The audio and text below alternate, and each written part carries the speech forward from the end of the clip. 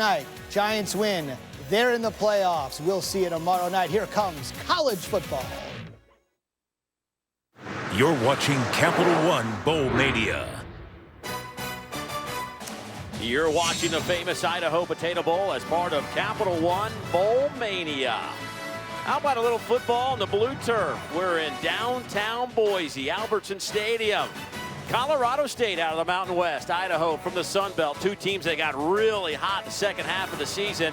Colorado State 7-5, Idaho finishing up 8-4. It's all coming your way here in a matter of moments. Dave Neal alongside former University of Georgia All-American Matt Stinchcomb. Also some time in the National Football League as well. And Matt, certainly when you talk about this Colorado State team and Mike Bobo in his second year as their head coach, back-to-back bowl games, fourth straight year for the Rams in a bowl game. But what a job he has done, because this season didn't start out great and he had some issues at quarterback. But nonetheless, when it comes to offensive numbers, few teams put up the kind of numbers they did the last 5 games of the season. You know, part of it was a function of the competition that Colorado State faced, but a lot of it was attributable to the turnstile at the quarterback position. But when they went back to Nick Stevens, that offense really found its legs, and you can see the numbers as it's broken down over the course of the year. The last 5 games, nearly doubling their scoring output. The explosive plays of 20 yards or more stand out in their ability to protect the passer. Sacks allowed, only 1. Keeping Nick Stevens upright helps this offense, and it also allows him to get the ball to playmakers. And Michael Gallup at the wide receiver position, who has really emerged coming out of the JUCO ranks. Took him a little bit of time to acclimate to this level of play and to this offense. Needed to know where to line up, needed to know which routes to run. They found ways to get him touches. They're going to make sure to get him the ball early in this ball game here today. They'll have their hands full with this Idaho team, and Paul Petrino, what a job he has done. He took over an Idaho team that certainly was having trouble just winning 1 game a season, but they have found a way. They got a little bit better last year with 4 wins, but this year 8 wins. Unbelievable when you think about where they were. This is a club that won 4 straight down the stretch to get here to a bowl game. You know, Paul Petrino, the fact that he's been able to keep this team together, to utilize the fact that there's going to be an exit from the Sun Belt Conference, he uses those to create kind of a chip and a leverage for his football team to get them to play way above their head. What a strong finish to the year. All right, should have a lot of offense on the field tonight on the blue turf here at Boise. A lot of fun. It's the Rams, the Vandals. It's all coming up. Kickoff is next. Stay with us.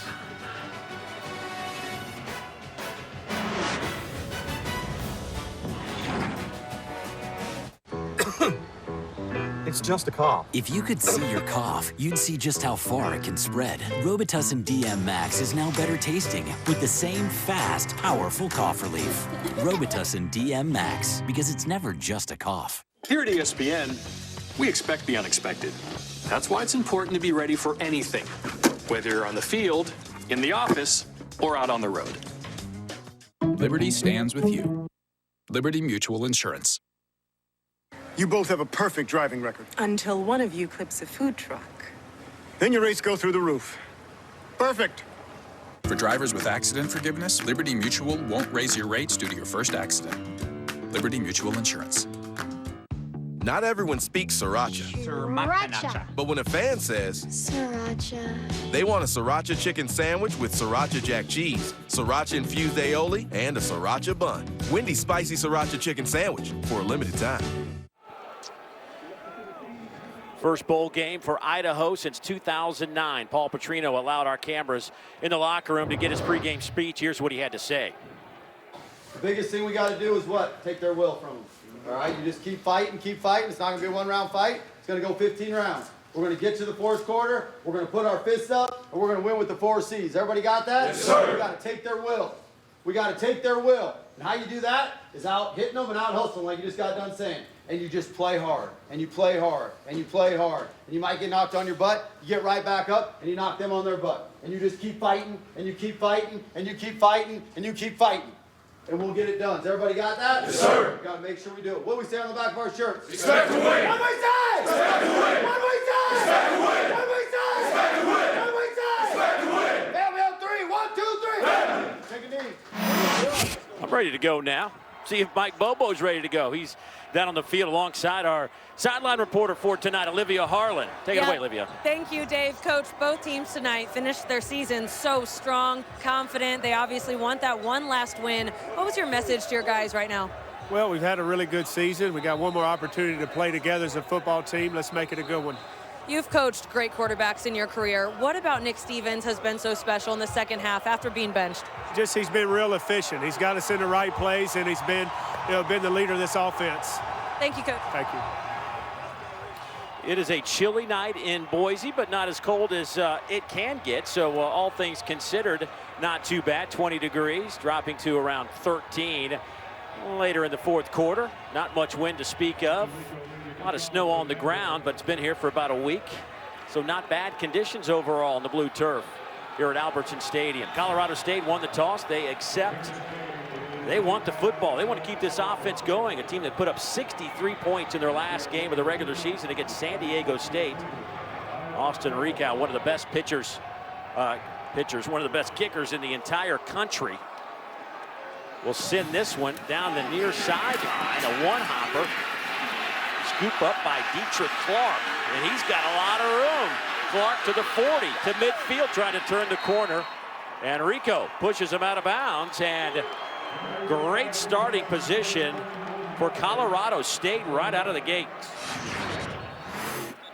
Dietrich Clark is a playmaker for Colorado State. They'll try to get him some touches offensively. Great way to get him going in the return game. After the play, unsportsmanlike conduct, deceiving team, number 94, 15-yard penalty, first down. Boy, Colorado State with a bad decision there to back him up. Darnell Thompson with that 15-yard mistake. Now watch it. It's against Austin Rico right here on the sideline. Look at Darnell Thompson standing over Rico, telling him about it. No physical contact, but they're not going to let you taunt. The kicker's over there on the sideline. Thompson can't wait to get on the football field. He'll get his turn. It's his offense's turn right now with excellent field position even after the penalty.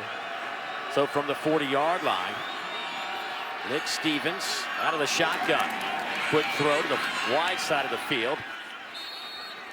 Gallup, 73 catches on the season now. There's Stevens. You look at his numbers. 65.5% completion rate, almost 1,500 yards. But after that demotion to the bench, he has just been a different guy. Well, those are the efficiency numbers you're talking about, and one really stands out. 3 interceptions. 2 of those came in game 1.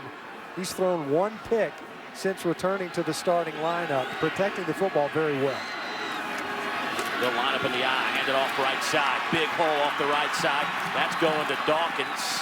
And he is down to the 31-yard line, a 21-yard gain for the redshirt junior out of Louisville, Kentucky. You talk to Colorado State coaches and players, what's their favorite run? It's going to be to the open side of the formation, a lead zone. And that's what we just saw. Dalen Dawkins getting downhill quickly. Nice blocking up front to get him clean up into the line of scrimmage and challenging this Idaho Vandal defense, one that prides itself in their defense against the run. Very active up front along the defensive line. Quick toss coming near side. Idaho read it well. Dietrich Clark will fall inside the 30-yard line. Give him a yard, maybe a yard and a half as we take a look at tonight's impact players. We look at our Colorado State side. The coaches talk about the offensive line leading. Jake Bennett is their center. A smart football player, tough, hard-nosed. And incidentally, on the Idaho side, kind of curiously, the defensive lineman, 20, Lupe Manu, is the leader of the entire team. You don't see that much. He's a former quarterback, a very vocal guy, and sets the tone for the Vandals.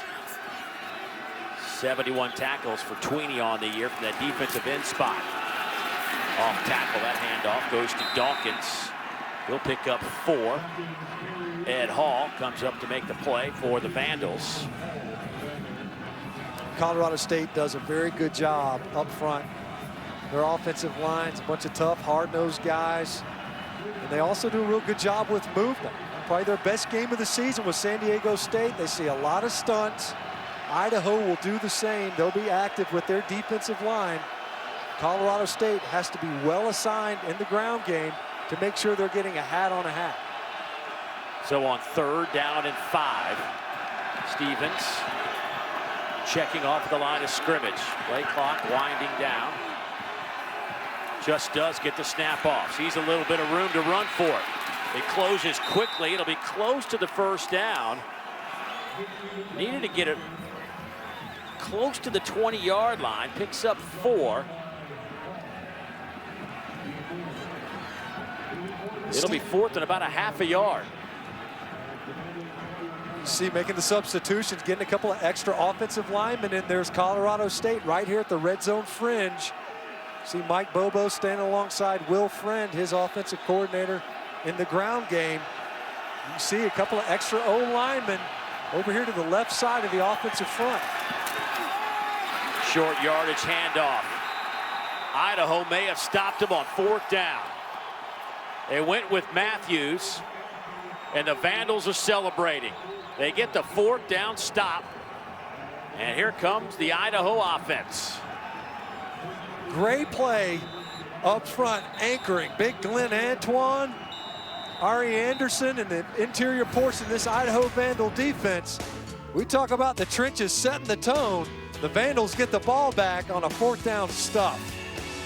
Baby, jump on in. There's a huckleberry limb. We can leave our cut-offs. Hurry up, Frank. I'm baking in here. I know, Spuddy. The famous Idaho Potato Bowl is just around the corner, and we're coming in hot. So here we go. It's mashing time.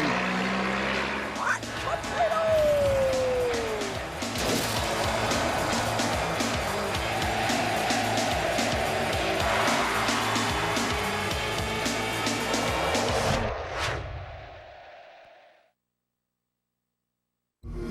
Man, NFL 17. Wild horses, wild horses, wild horses, run faster, run faster, run faster.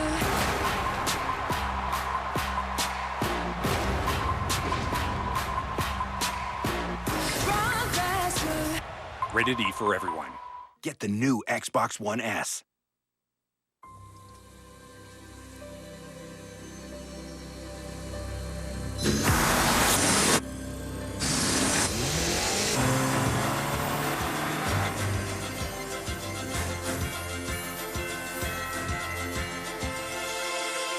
Is it a force of nature or a sales event?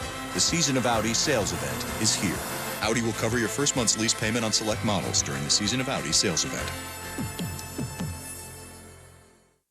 When I'm with you, the rest of the world fades away. So I got you something that stands out as beautifully as you do. Levion at Jared. Jared works directly with Levion designers to bring you more exclusive pieces than any other jewelry store in the world, like the Levion Ombre Bracelet featuring Levion chocolate diamonds. The one gift as unique as she is at the only store to find it. That's why he went to Jared. The playoff is here. Touchdown, Huskies! Alabama's been absolutely unstoppable. Then Ohio State wins! Clemson's offense is on another level. the College Football Playoff Semifinals, December 31st on ESPN. I owe a responsibility to you because you're my son. Fences is one of the best films of the year. That boy wants you to say, good job, son. It's a triumph. How come you ain't never liked me? Don't you worry about whether somebody like you. You best make sure they're doing right by you. Fences, rated PG-13. He played college football in high school. He is the most interesting man in the world. Stay thirsty, mis amigos.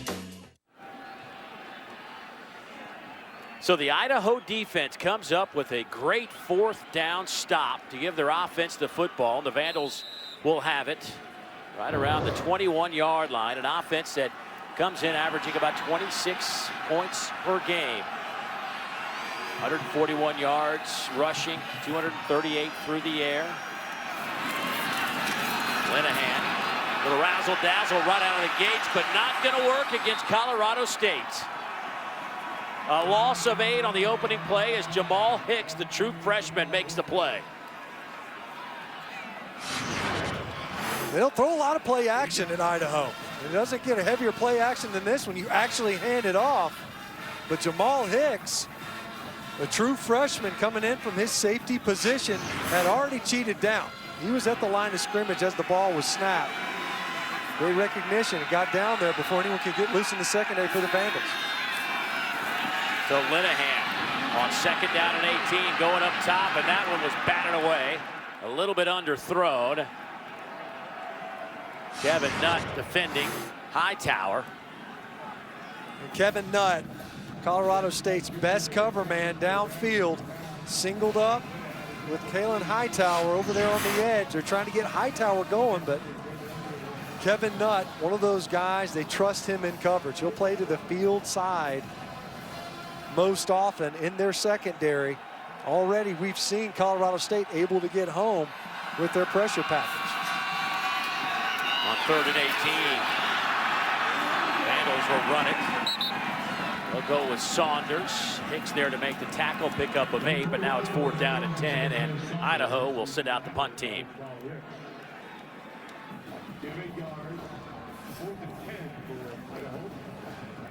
So a defense that is missing some key components. We'll get into more of that as the night wears on, but comes up with a 3 and out on the opening possession.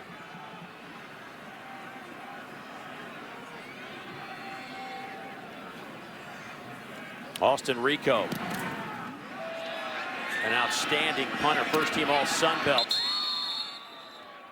37-yard punt, no return, but Mike Bobo, offensive coordinator at Georgia, still calling plays, loves to do a lot of different things with his formations. You know, in the Sun Belt, they don't see a lot of this for Idaho. And you start a football game for San Diego State, an empty backfield, 5 wide receivers. Next play, 2 backs in the backfield, 2 tight ends.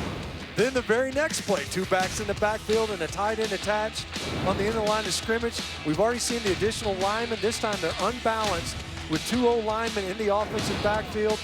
And then 11 personnel, 1 back in the backfield, 1 tight end. And then when they open it up the most, they'll just have that 1 back in the backfield, play 4 wide receivers. Lots of different personnel groupings and a lot of different formations to prepare for. They'll line up in the eye and just run it off the left side. They'll go with Izzy Matthews. No gain on the play. Vandals stop that with Caden Ellis. Well, Paul Petrino said if there's a better linebacker in the Sun Belt Conference, he wants to see him. Caden Ellis, son of Luther Ellis, defensive lineman, longtime player for the Detroit Lions, a former quarterback, had to learn to play the linebacker position, always around the football, and is a takeaway machine. 5 interceptions on the year.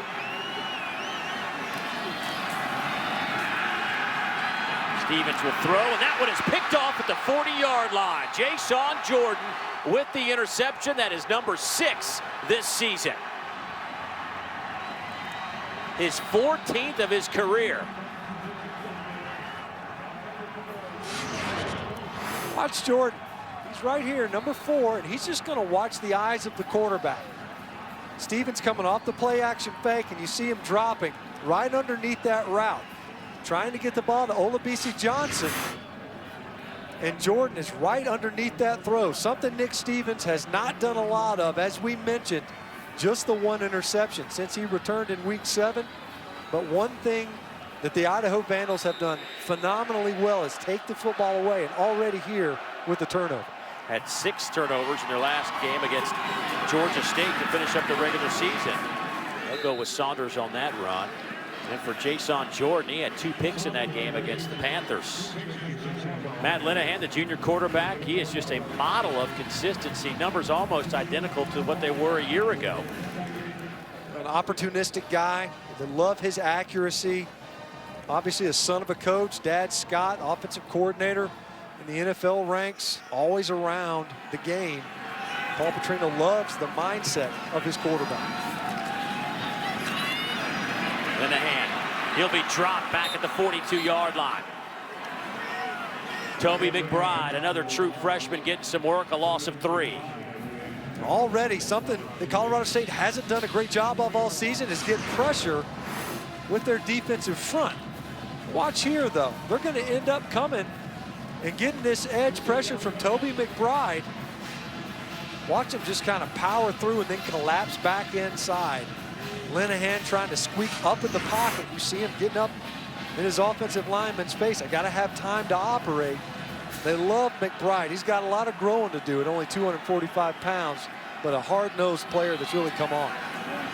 Four-man rush on third down. Over the middle and a little bit high, incomplete.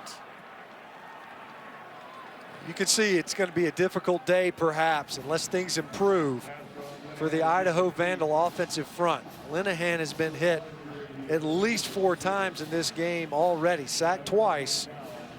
Once again, gets pressured. Evan Colorado, number 43, he's working against Buck McCowan. You see Cowan, there's a good receiver, not necessarily excellent pass protection. Colorado just overpowers him.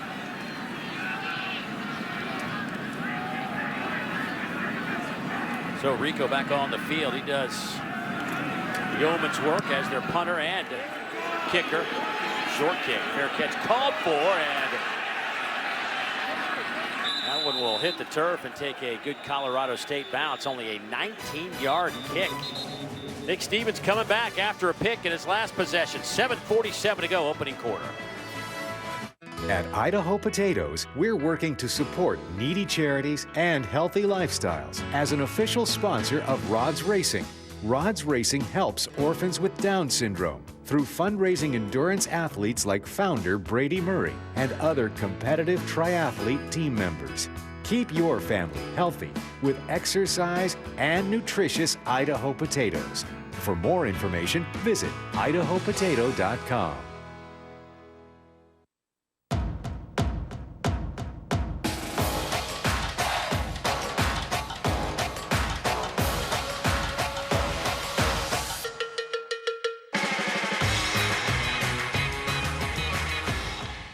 Why do we snack? Because we have nothing better to do? Well, people who snack on almonds have something better to do. Almonds are heart healthy and full of energy, with the crunch that keeps you in the game. California almonds. Crunch on.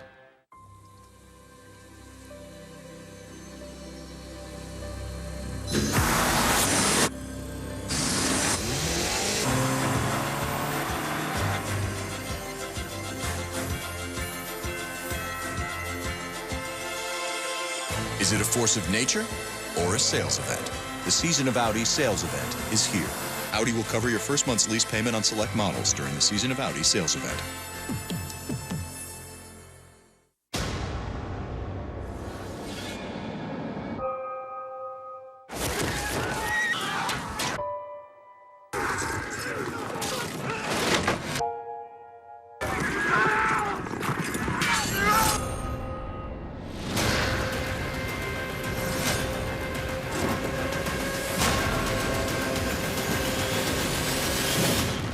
Should we begin?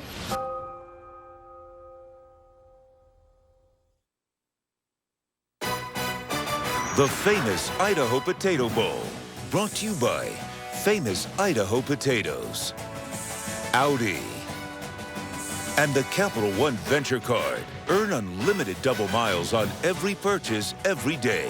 What's in your wallet?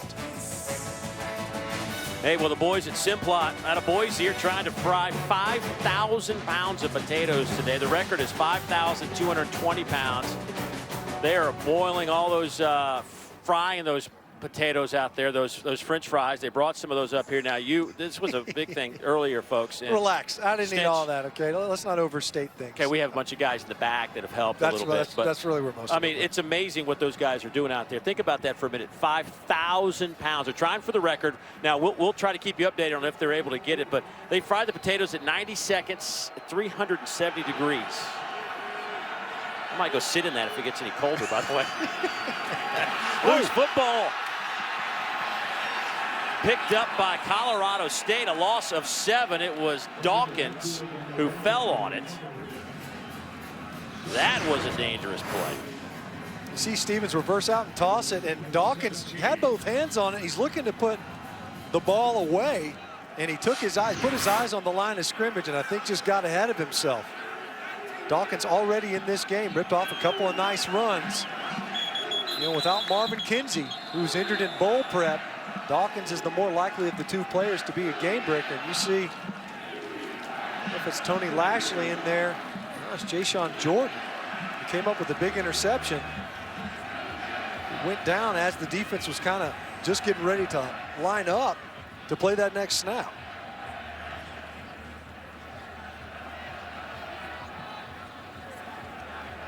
As Jordan pops up, hopefully not too serious. Give us a chance to remind you that on December 30th, it's the Capital One Orange Bowl.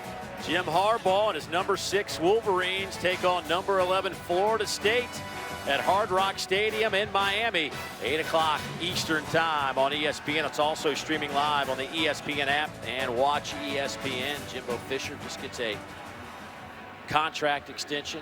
He's not going to be hurting for French fries. No, I think he can swing a few potatoes. We got a few to give him, too. Got to be a fun game. That's an interesting matchup, no question. And you talk about some top-flight talent taking the field in that one. Dalvin Cook, amazing numbers. They pale only in comparison to the previous year's numbers that he put up. 1,600 yards rushing this year for Cook. Speaking of rushing, how about the run from Dawkins? He high steps it out to the 44-yard line, give him 11 yards, picks up some of that lost on the fumble.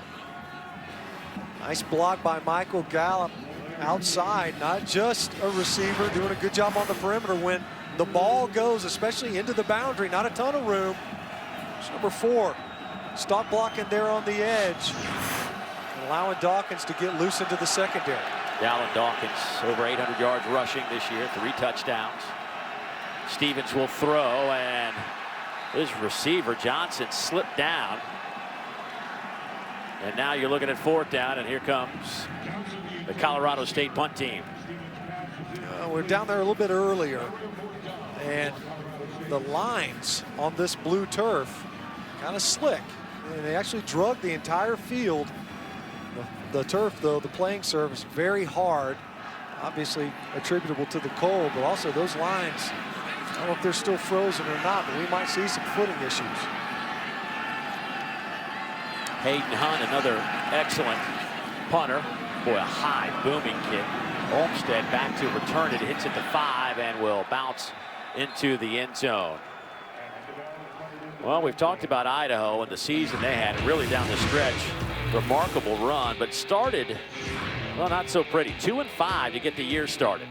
It was bumpy, no question. And they went on a run where they won 6 of their last 7, including 4 straight. It's the most wins for the Vandals since they won 8 games in 2009. Actually came to Boise and played the Humanitarian Bowl and won that game for a 9-win season. Have a chance to tie the school record with a victory here today. A challenging start. You play Washington and Washington State back-to-back weeks. Those aren't necessarily confidence-building games. 2 top-flight schools, obviously one among the top 4 in the Washington Huskies. Handoff left side to Isaiah Saunders. Gain of 3. He's another guy. We've talked about, the flag is down the backfield. We talked about a couple of guys that have improved in the second half of the season for Colorado State, but Saunders is one of those guys. After the play, personal foul, offense, number 76. After distance to the goal, 2nd down.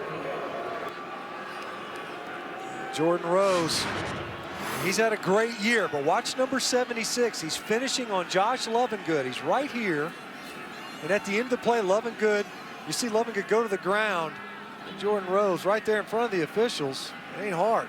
You're making it pretty easy. That's not even in the scrum. A little bit late. You're jumping on the back of a defensive lineman. You're going to draw a flag. Rose, a 3-year starter, 6'6", 345. That'll make it 2nd down and 18. They'll run it with Saunders again. Let's go down and check in with Olivia. Yeah, like Matt said, Josh Lovingood back in on this drive. He started the game and then missed the second drive. He's limited today, guys. He missed their final game with a knee sprain. And Coach Bobo told me during warmups he did not know if he would start or not, but did tell me that defensive end Darnell Thompson will slide in like we saw on that second drive. And then that's when we see true freshman Toby McBride play end, just like you guys saw there. So expect more time from McBride. Looks like Lovingood's having a good laugh at somebody's expense. Yeah. Out of the shotgun on 3rd down and long. Linehan a little bit high. And that'll bring up a 4th down. See, this ball sails on Linehan just a little bit. Hadn't had a real clean pocket to work in, but an open receiver to throw to. You can see, not pleased with that throw. That ball got away from him. He's taking some shots. As we've mentioned, Colorado State's done a good job of getting pressure. Obviously, that foul after the run by Saunders, digging a hole for the Vandals offense, difficult to climb back out of. 3 and outs for the Vandals. Rico, good kick here, high kick and a fair catch called for by Robert Ruiz, but a flag down around the 45-yard line. We'll wait on that for a moment. 37-yard punt. We knew we had a couple of great punters coming into this game. I hope that they've been working on their stamina, because they're getting a lot of work early.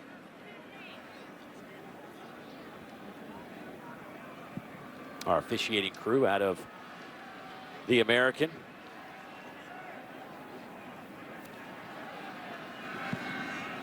Tracy Jones, our referee today. Guys all bundled up. Doing the kick, holding, receiving team, number 42, 10-yard penalty, first down, timeout.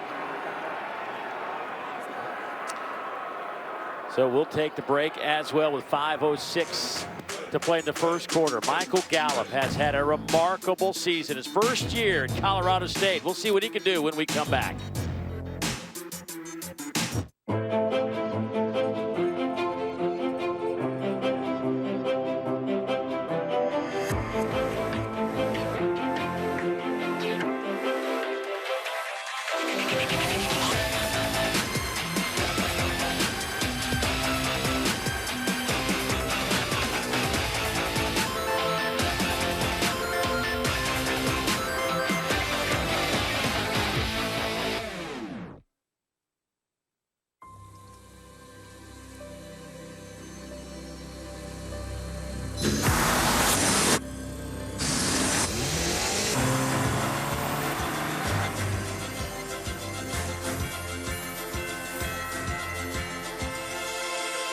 Is it a force of nature or a sales event?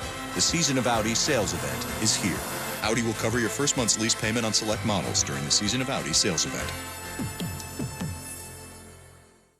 Now, Straight Talk Wireless has more high-speed data than ever before. We're talking double the data for just $10 more. That's 10 gigs of high-speed data to stream more video and more music, more whatever you want. All on America's largest and most dependable 4G LTE networks. Choose from 2 great plans. Our unlimited plan with 5 gigs of high-speed data, or double your data for just $10 more. Straight Talk Wireless, only at Walmart. Attention Medicare beneficiaries. Many people with Medicare may be able to get extra benefits and don't even know they're available. You may be able to get dental, vision, hearing, and prescription drug coverage included in your plan. The Medicare Coverage Helpline is accepting calls to see if you're eligible to enroll now. You may be able to get extra benefits including dental, vision, and prescription drug coverage. Hi, I'm Dr. Jason Buchwald. Making sure you go to the doctor and taking all your medications as prescribed can help protect your health. To make it easier, you may now be able to enroll in a Medicare Advantage plan that includes coverage for dental, vision, and prescription drugs. Help protect your health by choosing the right plan for you and get all the benefits you deserve. Call to see if you may be able to get extra benefits, including dental, vision, and prescription coverage. Don't delay. Call to see if you're eligible to enroll and may be able to get extra benefits now. 800-264-6370. That's 800-264-6370. Early on, Nick Stevens looked like the man after starting 13 games a year ago, but in his opening game did not play well, and Mike Bobo wasn't hesitant to go to the bench. Patone Bauta got a start. Nick Stevens on the bench. Patone Bauta didn't do well. They went with Colin Hill, the true freshman, who started to play very well. Nick Stevens didn't think in his mind when we talked to him that he was going to see the field again. He actually said it changed the dynamic for him, though. You know, he was able to kind of step back, see the offense operate as opposed to operate the offense, and his leadership approach changed as well, became a little bit more of an encourager instead of a critique. Some more play action. Stevens to the sideline. Dietrich Clark makes the catch. Unfortunately for Colin Hill, the true freshman out of Moore, South Carolina, who put up some good numbers in his run as the starting quarterback, got injured, out for the season, and allowed Stevens the opportunity to get back in as the starting quarterback. And Stevens has just blossomed. He's completed 71% of his passes in his return. It's almost like he hit the reset button in that time off.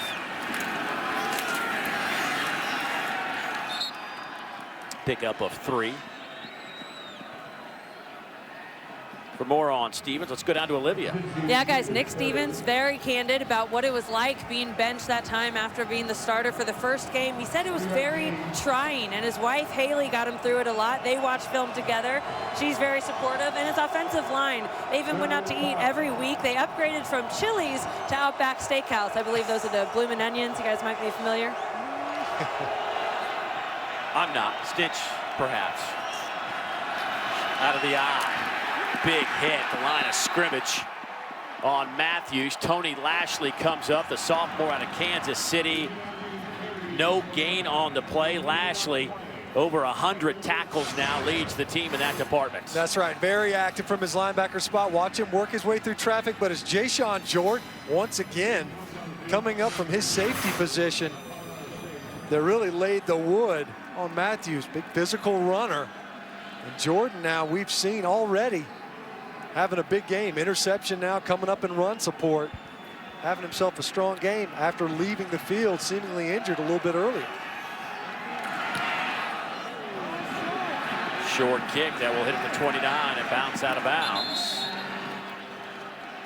And they will spot it at the 25-yard line, so a 33-yard punt. This college football bowl season, stream every game live on the ESPN app and on Watch ESPN. Download the app or visit watchespn.com today. Colorado State and Idaho scoreless here in Boise. First quarter football, 3:15 to go. Dave Neal, Matt Stinchcomb, Olivia Harlan down on the sidelines. And we expected some offense here, especially from Colorado State. They were averaging close to 50 points per game second half of the season, but they have just produced 49 yards to this point.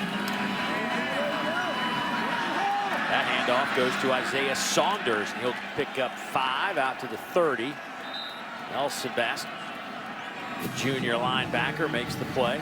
We were talking about Saunders a little while ago, and he was kind of just a role guy until about midway through the season, but he has averaged over 100 yards a game over the last 4, Stinch, kind of out of nowhere. He really has. You know, that was one of the things offensive line coach and coordinator Chris Sinkovich mentioned. It took him a while to establish what they want the rotation to be. Go with Saunders again. They have given a heavy dose of the football to Saunders.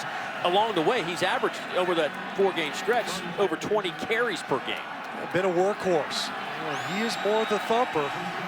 You see picking up a first down. Fans are cheering somewhat, probably in a mocking sort of way, because it's been a leg wrestling match so far between two punters. But a good leg wrestling match. Yeah, very impressive punts.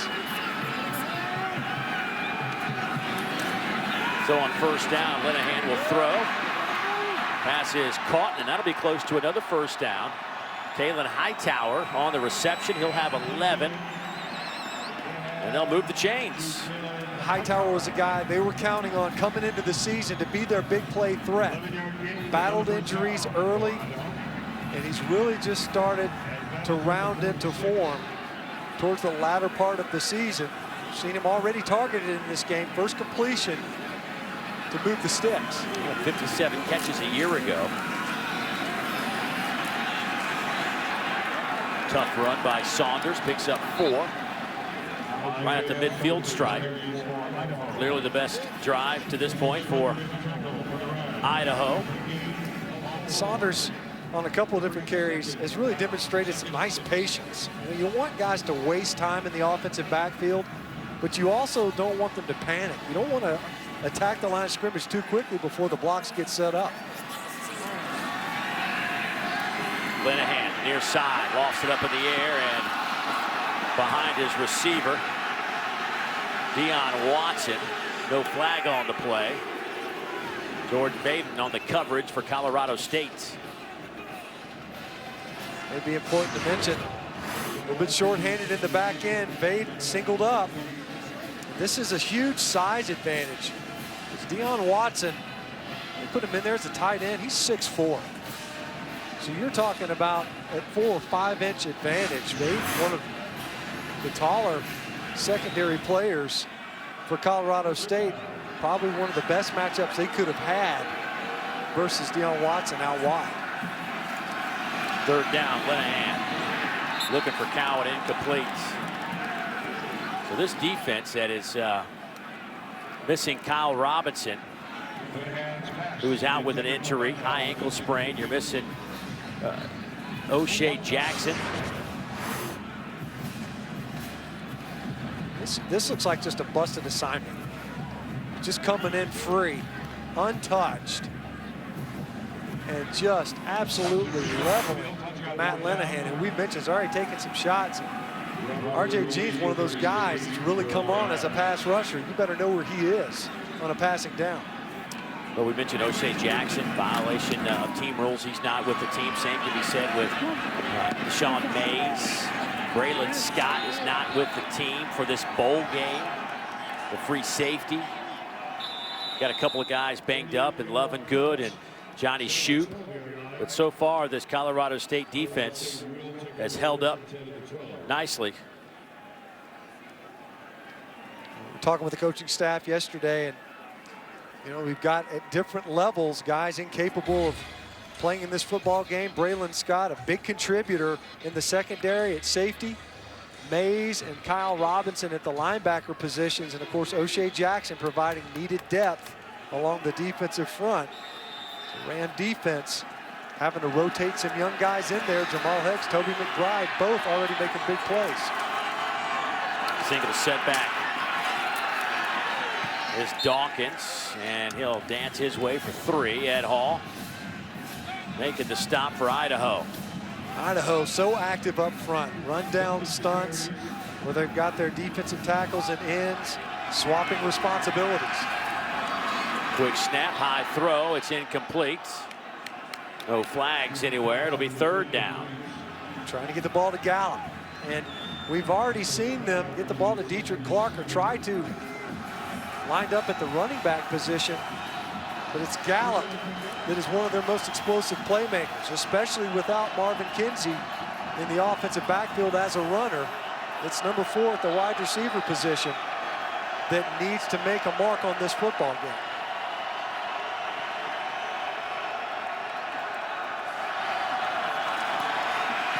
Four-man rush. Pass caught at the 30-yard line. That'll be good enough for a 1st down after a gain of 11. That's caught by Ruiz. Ruiz, one of those guys that shows up from time to time. They're very Gallup-centric.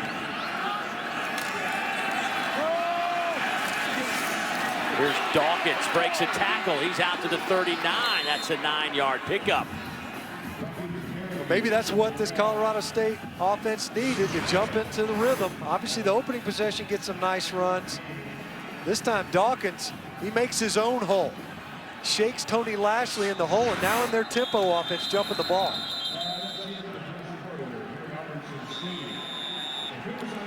End of the 1st quarter. Scoreless.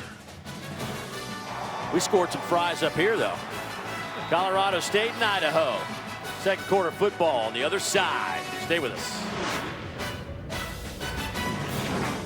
Auburn, Oklahoma, January 2nd at 8:30 on ESPN.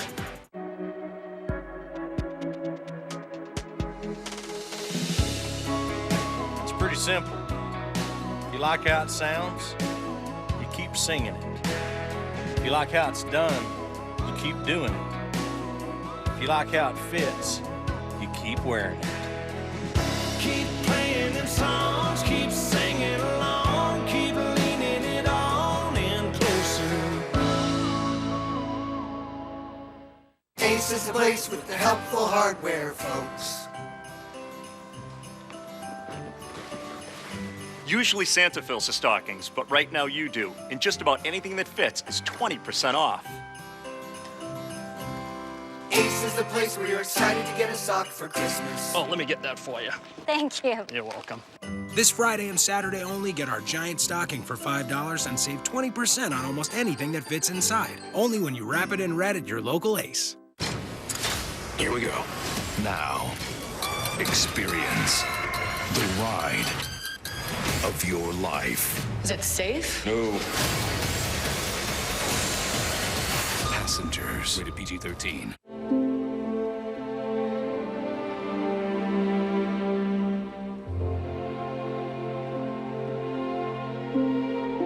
Gucci guilty. At Macy's, your fragrance destination. Steakhouses and parsley have gone together forever. But from the looks of Taco Bell's new steakhouse burrito and steakhouse nachos, drenched in zesty, indulgent queso, parsley's no longer wanted. If you could only hear its pain. But you can't, because parsley can't talk. Just like I can't play piano. Everything you love about the steakhouse, nothing you don't. The new steakhouse burrito and steakhouse nachos, only at Taco Bell. Heineken has been family-owned since 1873. They know about family tradition. My favorite family tradition? Exchanging gifts. It allows me to showcase my range as an actor. What could this be? You shouldn't have. I love it. I actually bought these myself. Family-owned since 1873. There's more behind the star.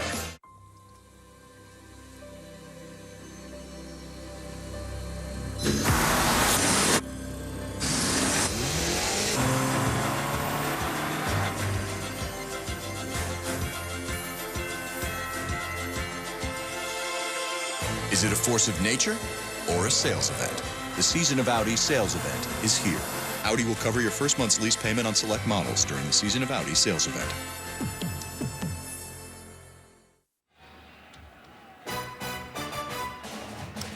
You're watching the famous Idaho Potato Bowl, part of Capital One Bowl Mania.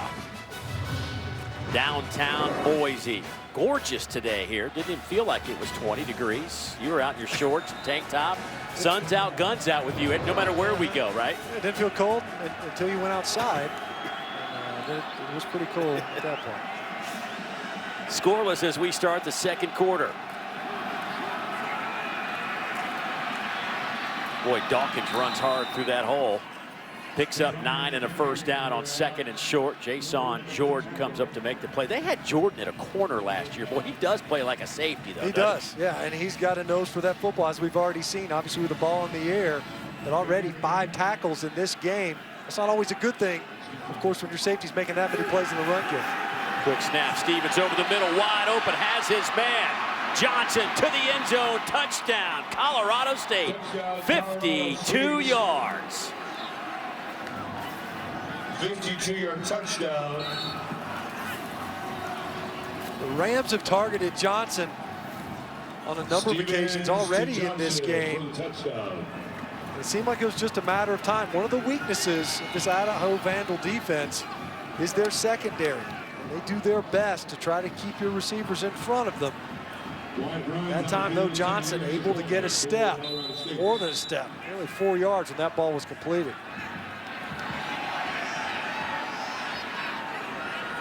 Six plays, 84 yards. Wyatt Bryant with the point after, it's up and good. So the quick snap catches Idaho flat-footed. Olabisi Johnson, his 3rd touchdown catch of the season. So here's Johnson up here at the top. He's just going to run a post, and there's no safety help deep. Look at this open area that he can run into. Off of the play action, out of the I formation. There's a route underneath to draw the attention of the safety, and DJ Hampton gets beat in coverage with no help on the back end. And Jason Jordan jumps that route underneath, and you've got Olabisi Johnson running free. And Nick Stevens, after a pretty rough start to open up this game, has to feel pretty good to finally get loose and hit a big play downfield. First catch of the night for Olabisi Johnson, his 22nd catch of the season. And again, Colorado State strikes first against their opponents. They needed to. Hayden Hunt needed a break. He couldn't think of anything else. Score some points and keep your punter off the field. Boy, short kick. Fielded on one hop on the back end by Denzel Brantley. Brantley scoots his way out to the 34-yard line. 24-yard return for Denzel, the redshirt freshman out of California. Well, they really like him. He's shown some flashes of some upside potential at his running back position. Doesn't get a ton of carries, obviously, with Aaron Duckworth, Isaiah Saunders back there. But they like what they have in Brantley.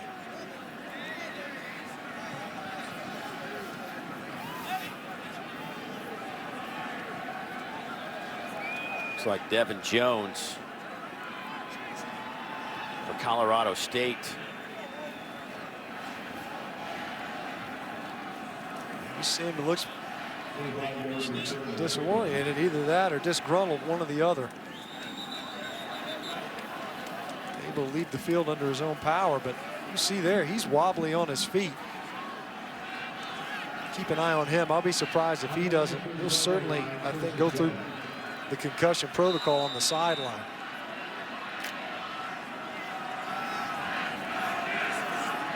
So the Vandals will take possession, 34 total yards of offense in 6.5 minutes of possession time. First attempt to the 35, Linehan. He'll tuck it and run. He's out to the 42. Nice open field tackle, but a 7-yard gain. True freshman Max McDonald coming up from his linebacker position. Max protection. Left a couple of extra blockers in there. Only a 4-man rush from Colorado State. Nowhere to go downfield. And as we mentioned, Linehan's opportunistic. Not scared to tuck that football and run and pick up positive yards. Smart play that time by the Vandal quarterback. Colorado State playing as many as 5 true freshmen defensively here in this bowl game. Second down and 3. Boy, Saunders just kind of lowers those shoulders and finds a little crease and picks up 8 and a first down. If Saunders doesn't even see the crease, he's going to get this first down. What great push by the Vandal offensive front, just displacing that entire side of the Colorado State defensive line, picking them up and just moving them 4 yards down the football field. An easy conversion that time on the run. Linehan near side, pass caught at the 42 of Colorado State.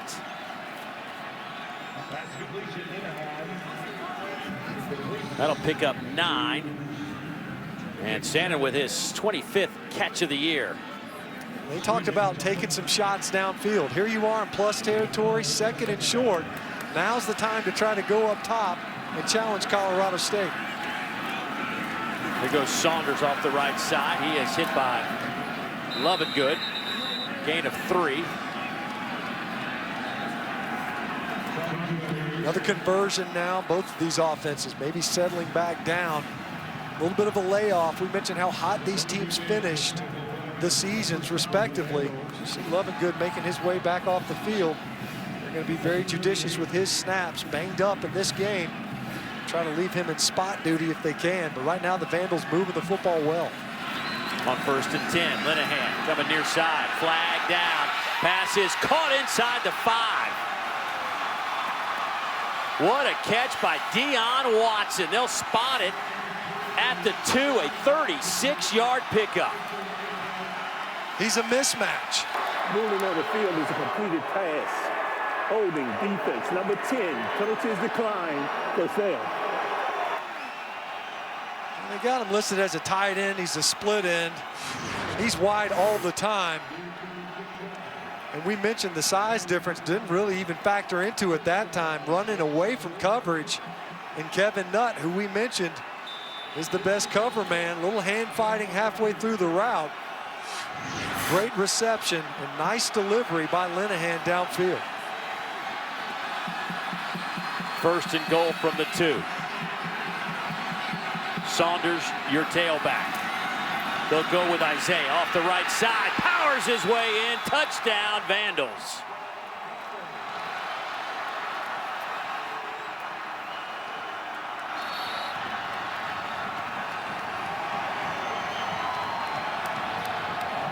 The Rams go down the field, get a big score off a passing play. The Vandals get set up with a big bomb downfield as well, and then Saunders able to power his way in there behind the block of big Jordan Rose. All 6'6", 345 pounds of them. Both offenses waking up a little bit in this ball game with some explosive plays to set up these scores.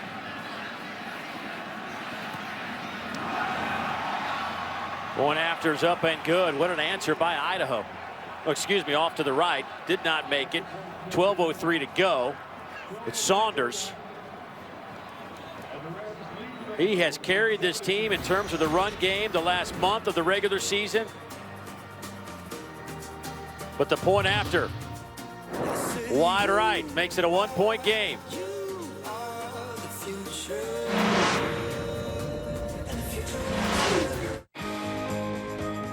You got it. What do you think? If you're going to wish big at the Lexus December to Remember sales event.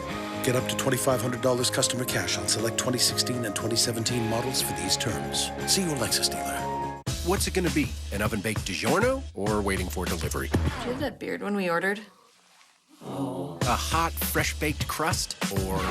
Did we order extra soggy? Don't settle for delivery. Rise to the occasion. It's not delivery, it's DiGiorno. You deserve more. More savory. More sweet. More loving. Now get more choices on McDonald's all-day breakfast menu.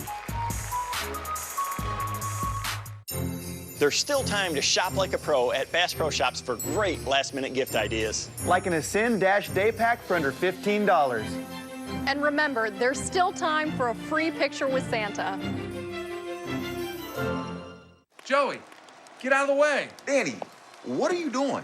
It's Capital One Bowl Mania. I've stocked up on all the essentials, so I don't miss a thing. I know you got room for me in there. Nope, sorry. Capital One Bowl Mania, now through January 2nd. This is a scenic mountain road, and this is a man rolling down the road on a hot dog cart. That is not smart. This guy, however, used TireRack.com to upgrade to ultra-premium Michelin Pilot tires to enjoy exhilarating performance on this scenic road. That's smart. This guy, not so much. TireRack.com. Find, deliver, install smarter. This is Peloton, the indoor cycling experience designed to happen in your home. Only Peloton allows you to take high-energy live and on-demand studio cycling classes without having to go anywhere. Ride live with some of the best studio cycling instructors in the country. Ride flexible with thousands of on-demand rides. Ride connected alongside riders from all around the world. This is fitness evolved. This is Peloton.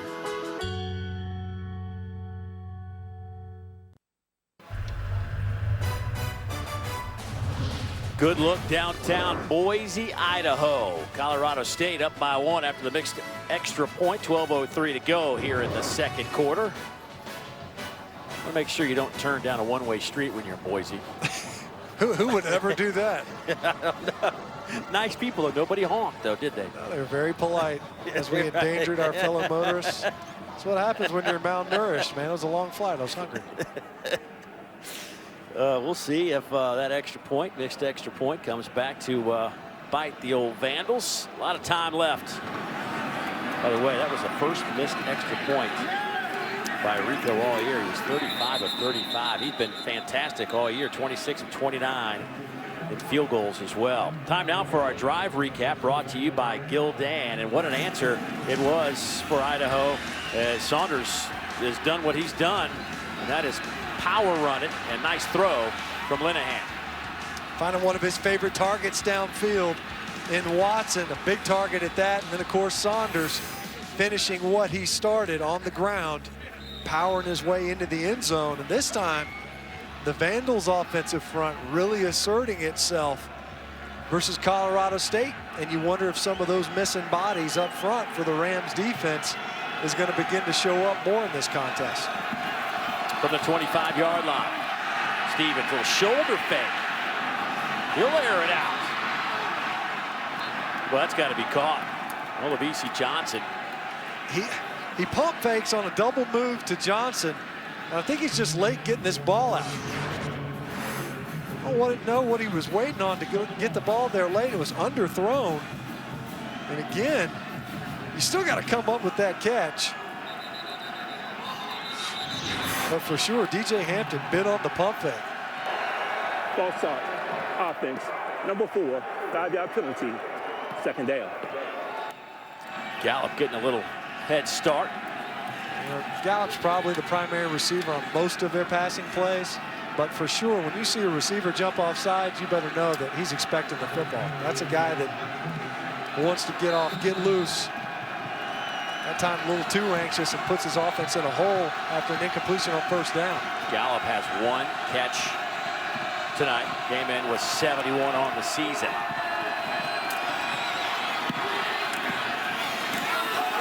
Almost a one-handed grab on the near sideline, but a big hit on the back end by Hawkins. Knocked it out of the hand from Fackrell. I think they wanted to get into Gallup on a quick slant. Stevens comes off of him. That time Desmond Banks was in coverage on Gallup, and they're bodying up Michael Gallup at the line of scrimmage with help over the top from the safety. That time was Armand Hawkins that was providing safety help to that side of the field. 3rd down and 15. Play clock down to 3. Here comes Heat. They'll underhand toss it.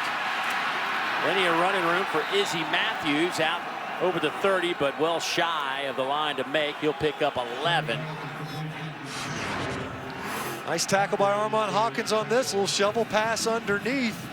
Izzy Matthews ends up cutting this run back, and Hawkins comes up from his safety spot. We mentioned he and Jayshon Jordan on a couple of different occasions in this game. Doing an excellent job in run support. Obviously Hawkins with the big hit on the pass attempt, and then coming up and making a nice tackle off the shovel pass.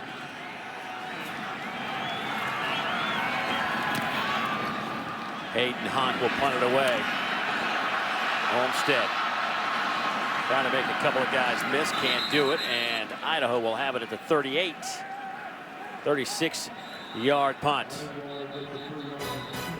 Matt Linehan and the Idaho offense back on the field when we return. Hello, I'm an Idaho potato farmer. A while back, we sent out a truck and crew to tell folks about our 75th anniversary, and we haven't seen hide nor hair of them since. Here's the description. It's about 70 feet long, bright red, and has our name, Idaho potatoes, painted all over it. Oh, it's hauling an Idaho potato, a pretty big one.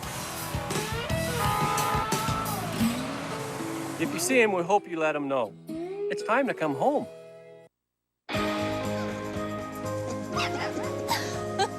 If you're going to wish big at the Lexus December to Remember sales event. Get up to $2,500 customer cash on select 2016 and 2017 models for these terms. See your Lexus dealer.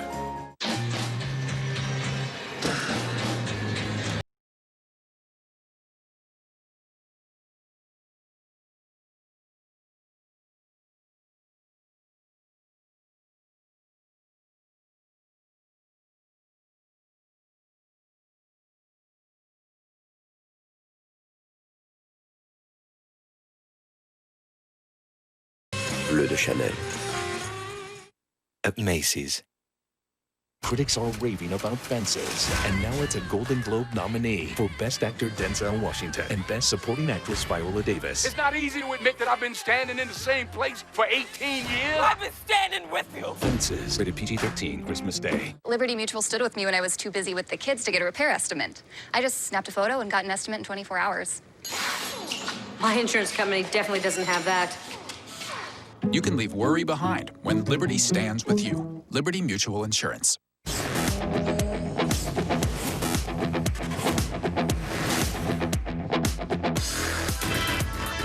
Get up to $2,500 customer cash on select 2016 and 2017 models for these terms. See your Lexus dealer.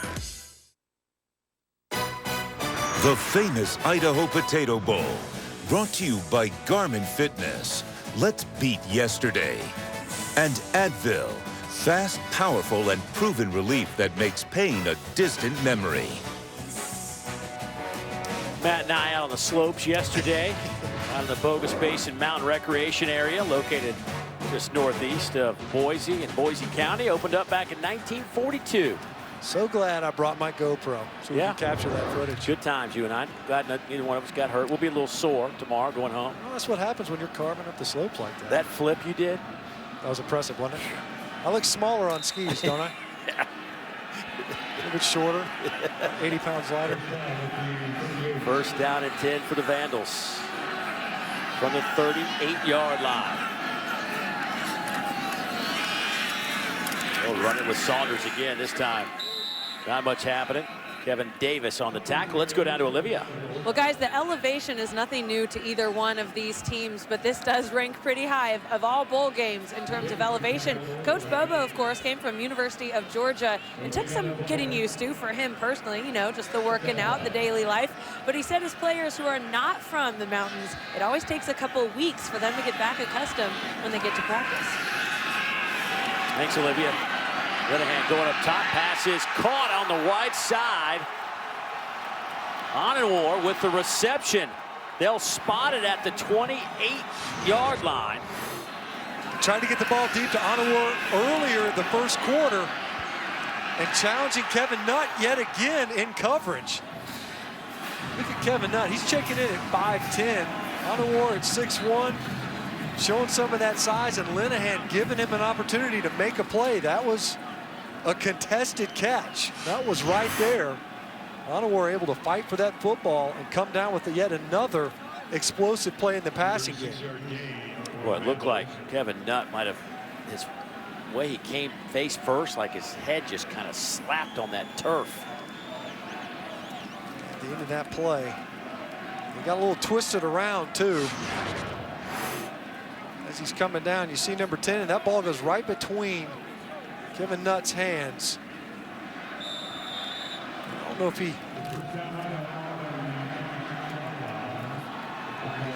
Face mask bounces off of that turf, but I'm not sure he didn't hurt his ankle. It looked like he stepped on his own foot as he was kind of turning to make a play on that ball.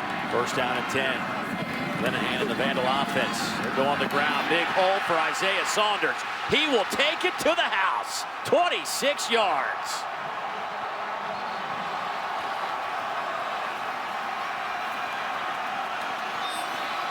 Nice blocking up front. You can see Colorado State. They were slant down inside with their defensive front.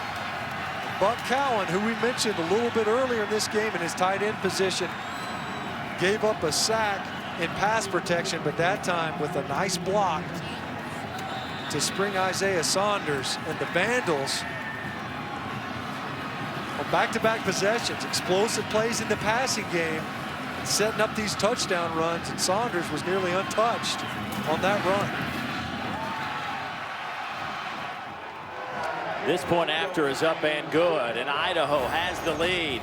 Their first bowl game since 2009, only the third appearance in a bowl game in school history. Just march on.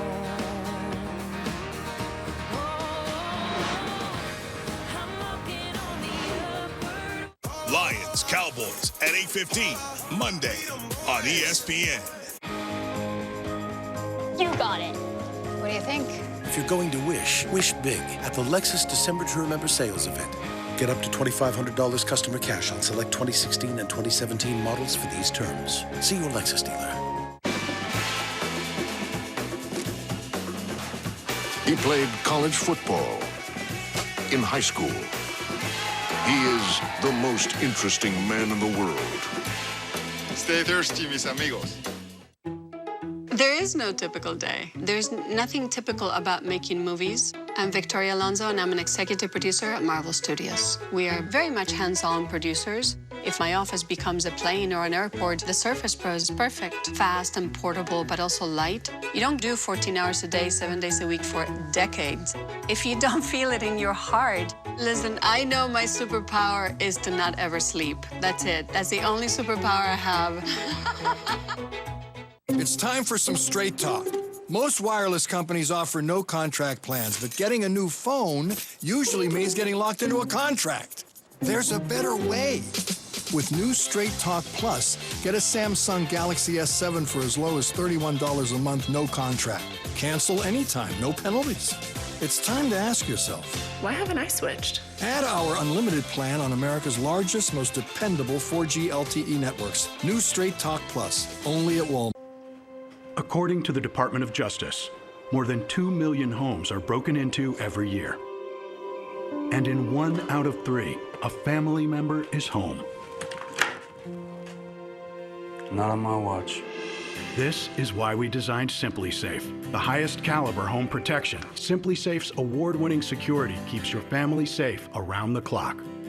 Tech experts call it better, smarter home security, an outstanding value. And with the new SimpliSafe security camera, you can keep watch over your home from anywhere. Order your system today and get $200 off SimpliSafe's exclusive holiday package. It has everything you need to safeguard your home for the holidays. We'll even ship it to you for free. Hurry, this offer expires soon. Try SimpliSafe for a full 60 days. You'll be certain your family is safe or your money back. Go to mysimplisafe.com.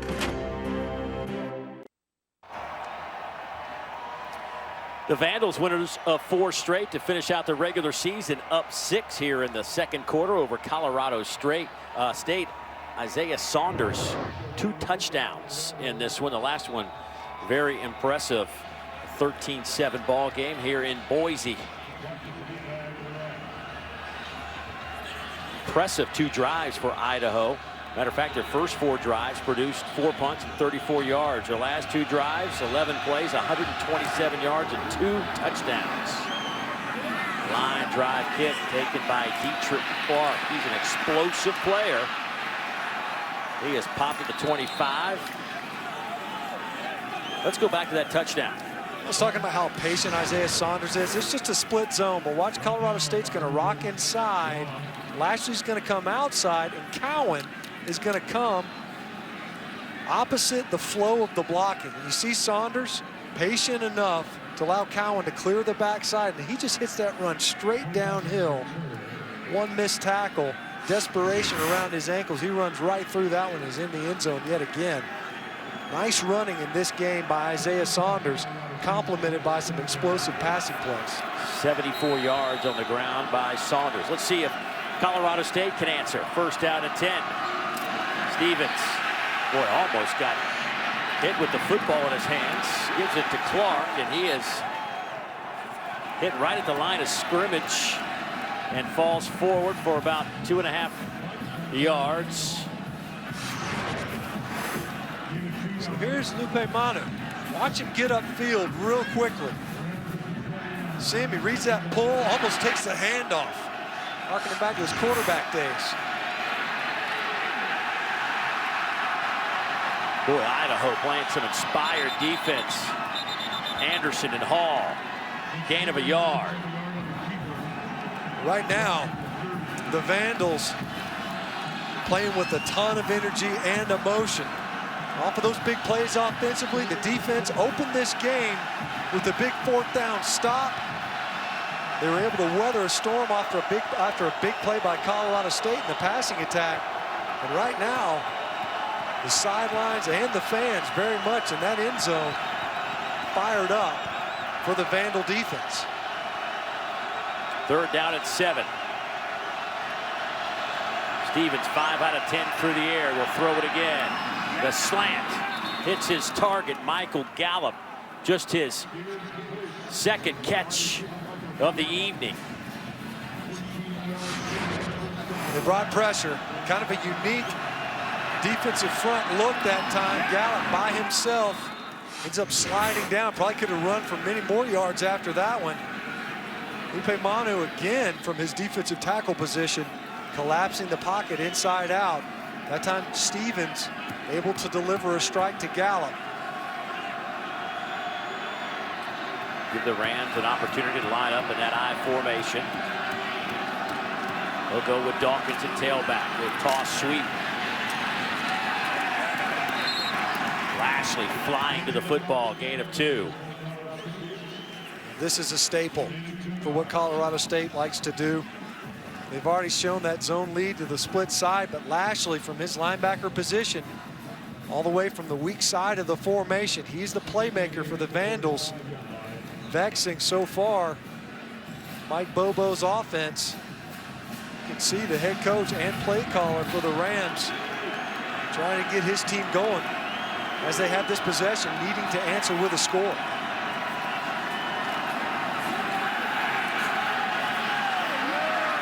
Underthrown, looking for Gallup again. You know, when I see that throw, I always wonder, did the receiver go a little too deep on his route, or did the quarterback underthrow that? It did look like Gallup came out of his break a little bit late. And Stevens wide with that throw, the out from the opposite hash. That's a long throw. That time Gallup was a little bit too far upfield. They were incapable of connecting. Another 3rd and long. And the Vandals, one of the issues that they thought could be presented was their pressure packages. They're showing pressure again here. They'll bring some heat. Stevens high with the throw. That time trying to get it to Danny Wosu. And once again, Tony Lashley, as we mentioned, from his linebacker spot, blitzing. Able to get in there. We talked about Colorado State. One of the reasons why they've done so well offensively, Stevens comes back in. He's got really good pocket awareness, meaning he doesn't necessarily flush, able to keep his eyes downfield. But right now, especially on this possession, the Vandal defense doing an excellent job, not only in run support, but also pressuring the quarterback and getting him uncomfortable. Came close to being blocked, but a good high kick. Fair catch call for at the 15-yard line. 39-yard punt. Boy, Idaho's first 4 drives not so successful, including 3 3-and-outs to start the game, but their last 2, 65 and 62 yards. Well, they were a little slow to get to it, but it's the downfield passing. They're challenging Colorado State downfield, and when protection is held up, Linehan's been able to hit strikes. One to Deion Watson versus Kevin Nutt. And then, of course, another challenging Nutt again, that time to Onewar. Linehan, 4 out of 9, 91 yards. Backed up at the 15.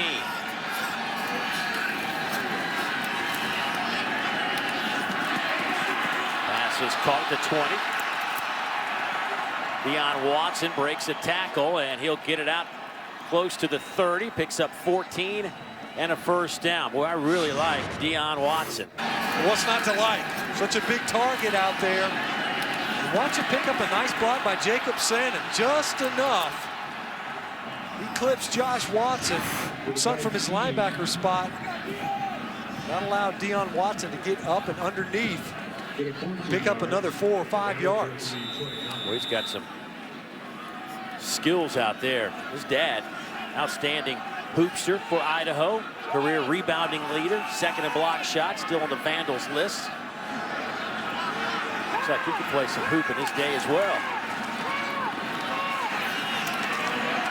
Another strike at the 40-yard line. They'll say that ball is complete. An 11-yard pickup. That goes to Buck Cowan. We mentioned Buck Cowan a couple of times, but mostly for blocking. His excellent hands, though, has earned the trust of his quarterback, Matt Linehan. And that time you saw why in traffic, able to secure that pass, keep it off the turf. So a couple of first downs will move it out to the 40-yard line. Now they'll go with Saunders, who he's hit right at the line of scrimmage. No gain on the play. Colorado comes in from his defensive end spot. We mentioned both of these defensive fronts are going to be active. Watch Colorado loop inside and just levels Saunders. Free run at him right down the line of scrimmage. There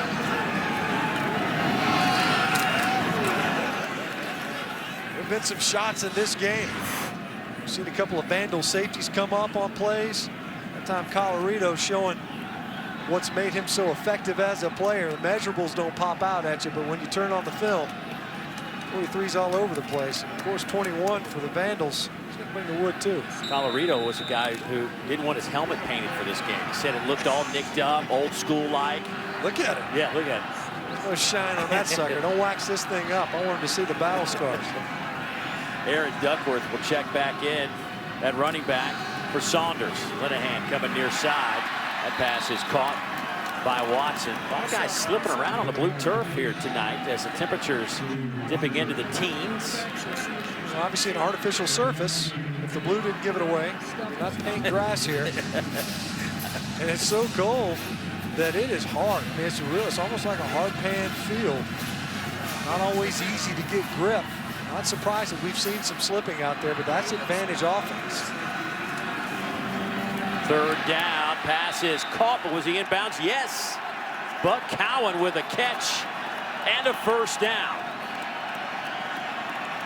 He gets more targets than anybody else in this Vandal offense when it comes to third downs. We talked about the trust that ball a little bit inside. Cowan does a good job of securing it, keeping his foot in bounds while possessing the ball. Duckworth. Get it close to the 45-yard line, pick up 3.5. Duckworth is supposedly more of the perimeter runners. You see Isaiah Saunders over there getting evaluated. So I don't know if he got a stinger or not. You see them working on his neck. Running backs take some shots. We mentioned Colorado coming in there, gave him a pretty big hit. Linehan steps up, near side again. Led Hightower just a little too much. Like he had a step on Tyree Simmons. That ball let him out of bounds just enough. Linehan had to step up in the pocket that time. Looked to me like for a second he thought about running it. Obviously, armchair quarterback in that one. You tuck it and run it. Looked like he had room to get the conversion, but taking another shot downfield, it was just a bit off target. But we've seen the Vandals able to get the ball over top of the Colorado State secondary on a couple of occasions to set up their scoring drives. Third down and 6. Pass caught at the 40. Onenwar with the catch, a gain of 6 right at the line to make. They're going to actually spot it at the 40. That's going to be about a ½ yard shy. So 4th down. Tyree Simmons came up to make the play. And Idaho's got their big boys in there now. Kevin Shelton, Twinny Lupimanu. You see him 44 and 43 in the backfield in their jumbo set. Duckworth at tailback, but they'll give it to the big fella on the fullback lead. Tweeney with the carry. You know, he's got a couple of touchdowns on the year. See the big guy. We talked about it. He played offense before. The quick handoff to the fullback, and he just runs right over Jake Schlager. Great for Colorado State. Comes in there trying to fill the hole. I think he was counting on close to 300 pounds on a 6'1" frame coming at him. Tweeney, of course, as you mentioned, former high school quarterback, also a linebacker. He punted in 2012. He set his high school record at the time, 327 yards passing in a state playoff game. And to finish that thought about Tweeney, no flag on the play. He still says he's got a better arm than Linehan. He says, if you ask me, of course I'm going to tell you, but if you ask Linehan, he'll probably tell you too. He says, I can still spin the thing about 60 yards if you want me to. I mean, look how big his arm is. I'm sure he can chuck it a long way too. Question is, can he hit water if he fell out of a boat? It's kind of an accuracy thing. But who cares? We're not looking for him to throw the football anymore. Just hand him the ball off. It's one thing to throw at 60. It's literally hit your target. That's right. Yeah, it's a different deal. 2nd down and 10. Linehan. He's going to try to make something out of nothing. We'll get it out to the 33-yard line. Let's get some injury updates. Let's go down to Olivia. Guys, Colorado State has 2 defensive backs in the locker room right now. Kevin Nutt, he was holding his eyes, his right eye especially. It looked like his helmet got knocked off, maybe some of these turf beads up in it. And also his nose was plugged up with a bloody nose. And then Devin Jones went in. He got knocked around, looked starry-eyed on the sideline. They just brought him back. Boy, already depleted secondary for Colorado State. Brantley on the carry, no gain. Now it's 4th down coming up. for the Vandals. Obviously a big 4th down conversion by the Vandals, but an opportunity here for Colorado State to kind of stop the bleeding defensively. Vandals been able to move the football, and they've done a good job. You know, Colorado State's brought pressure from the field. Vandals able to pick it up. You see Colorado State trying to influence the passer. They're able to do that early and get pressure with just their down 4, something that they haven't done a ton of this year. Right now, in need of a defensive stop. Let's get an update. Let's go to Adnan Verk in the studio. Hey, Adnan. Hello, Dave. Matt, just want to let you know what's coming up on the Buick Halftime Report. Nick Saban blaming what is going on right now, the college football playoff, how it's affecting players' decisions to play in bowl games. Also, 9 days until the semis. We'll focus on a couple of key number 9s we'll be talking about, and also word from Oklahoma coach Bob Stoops on what is going on with Joe Mixon and the video that was released over the incident from 2014. Me and Trevor Match coming up at the half. Gentlemen, back to you. All right, thanks, Adnan. We'll see you in about 2 minutes and 12 seconds off this game clock, but a 4th down coming up for Idaho. Offense on the field. Linehan. Slant over the middle. Pass is caught. Guess who? Deion Watson again. Picks up 9. Move the chains. And nice protection inside because Colorado State brought pressure. He gets underneath Tyree Simmons, who allows him the inside release. Linehan throws a strike to Deion Watson right in the breadbasket to convert on the big 4th down. Linehan slings it wide side. Pass caught by Hightower as he slips and falls just shy of the 1st down marker. Picks up 9. Really starting to show up. You know, Olivia gives us the injury update. You can see Idaho attacking Colorado State secondary. Came into it thinking that they had opportunities downfield. Some of this attrition in play so far has only encouraged the Vandals. Duckworth on that carry. He'll pick up a couple. Clock at 1:40. 1st down for Idaho. Right now, Idaho just playing more physical brand of football, able to pick up the yardage they need on the ground, picking their spots in the passing game as well versus the Colorado State defense. Doing a good job up front in protection as well, picking up the pressures when they come. Out of the pistol formation, Isaiah Saunders back in the game for the Vandals. They will do the little end around. That'll go to Hightower. He'll pick up 4. Clock goes under a minute. I've seen a ton of perimeter runs from Idaho in this game. Most of it has been between the tackles, downhill runs. Get the ball to Hightower. Not only are you giving a playmaker a touch on the football, but also stretching the football field all the way to the sideline, making the defense play the entire field side to side. Here's Saunders. He gets it to the 6 and a stop there.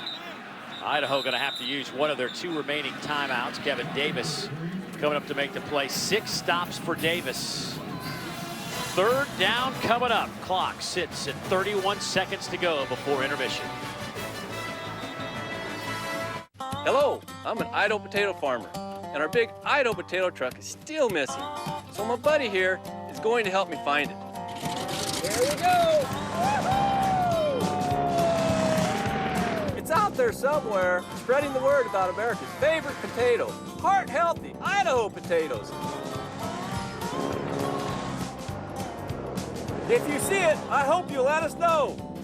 Always look for the grown in Idaho seal. If you're going to wish big at the Lexus December to Remember sales event. Get up to $2,500 customer cash on select 2016 and 2017 models for these terms. See your Lexus dealer. They're coming! We got 7. He's out an army! Every man's got the right to choose where he dies.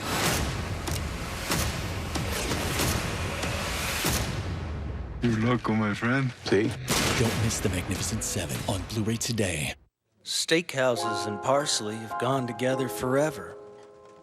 But from the looks of Taco Bell's new steakhouse burrito and steakhouse nachos, drenched in zesty, indulgent queso, parsley's no longer wanted. If you could only hear its pain. But you can't, because parsley can't talk. Just like I can't play piano. Everything you love about the steakhouse, nothing you don't. The new steakhouse burrito and steakhouse nachos, only at Taco Bell.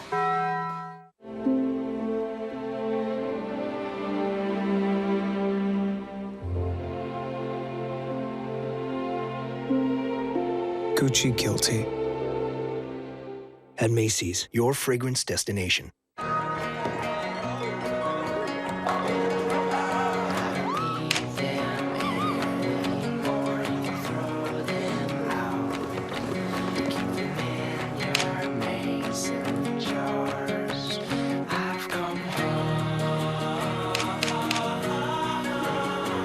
Share great images instantly.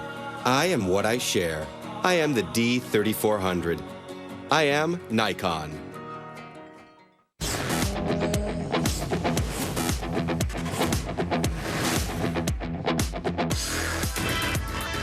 Get up to $2,500 customer cash on select 2016 and 2017 models for these terms. See your Lexus dealer.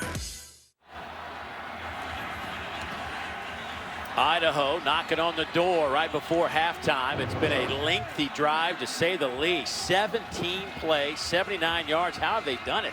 Well, part of it's been the 2 4th-down conversions. And you see their ability, one on 4th and short, another 4th and 5+. That's 8 plays right there to pick up near 10 yards. Now Mike Bobo running. Timeout, Colorado State. Yeah, first charge, timeout. 30-second timeout.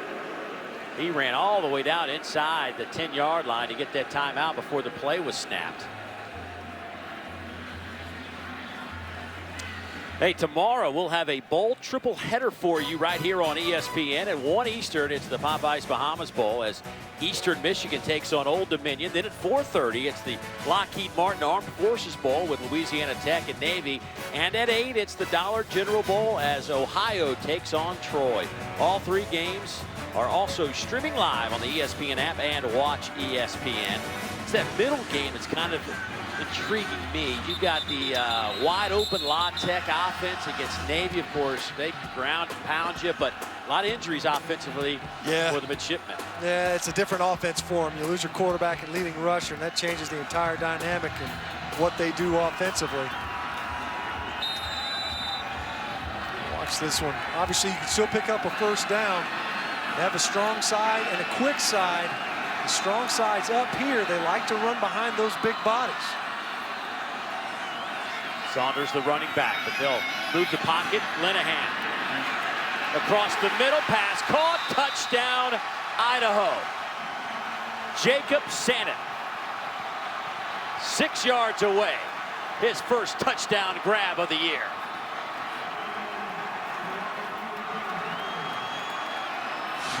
Three straight offensive drives by the Vandal offense. You see there, looked like Justin Sweet either got tripped up or slipped down in coverage, Sandin by himself. You can see players there slipping on the painted portions of the turf there in the end zone.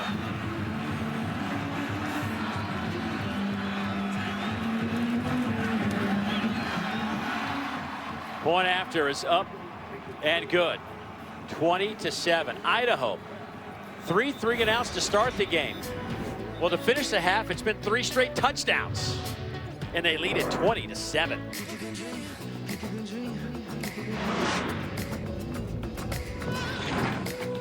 If you're looking for an excellent, affordable education, there's no better choice than the University of Idaho. Times Money Magazine ranked University of Idaho as the top university in the state based on quality of education, affordability, and graduate earnings. Here, you'll travel the globe, meet friends, and research ideas that matter. Plus, with over 120 majors to choose from, you'll find a path to a good-paying career you'll love. Apply to the University of Idaho today.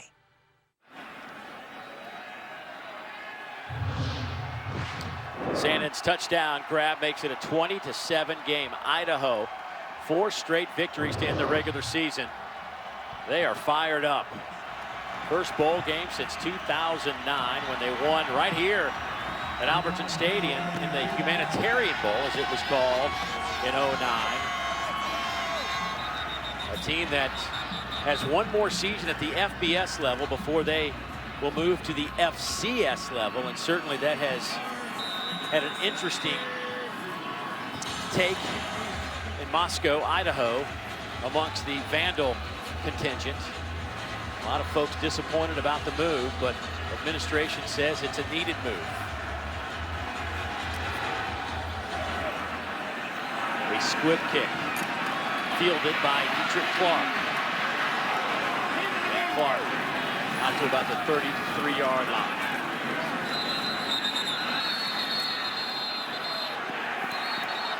Flags start flying here, and guys getting a little chippy.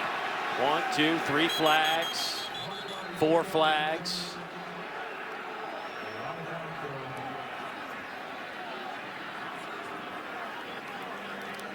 The officials are going to be sure to jump all over it, of course, right here at halftime, at the end of half. Allow things to cool off a little bit, but especially when you see some of that extracurricular stuff cranking up. Colorado State, they can't be pleased with the way they performed here in the first half. But you got to play between the whistles. Gracie Jones, our referee, even threw his hat. Ran out of flags. That's right. Get in on the action. Threw both of his, right? After the play, unsportsmanlike conduct. Receiving team, number 27. 15-yard penalty, first down.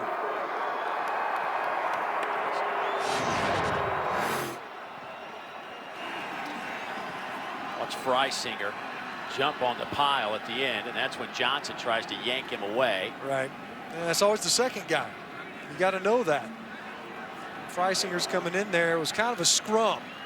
So Freisinger, I don't think the whistle had been blown by the time Freisinger got in there. Nothing wrong with getting in there. Olivia, what did you see down there?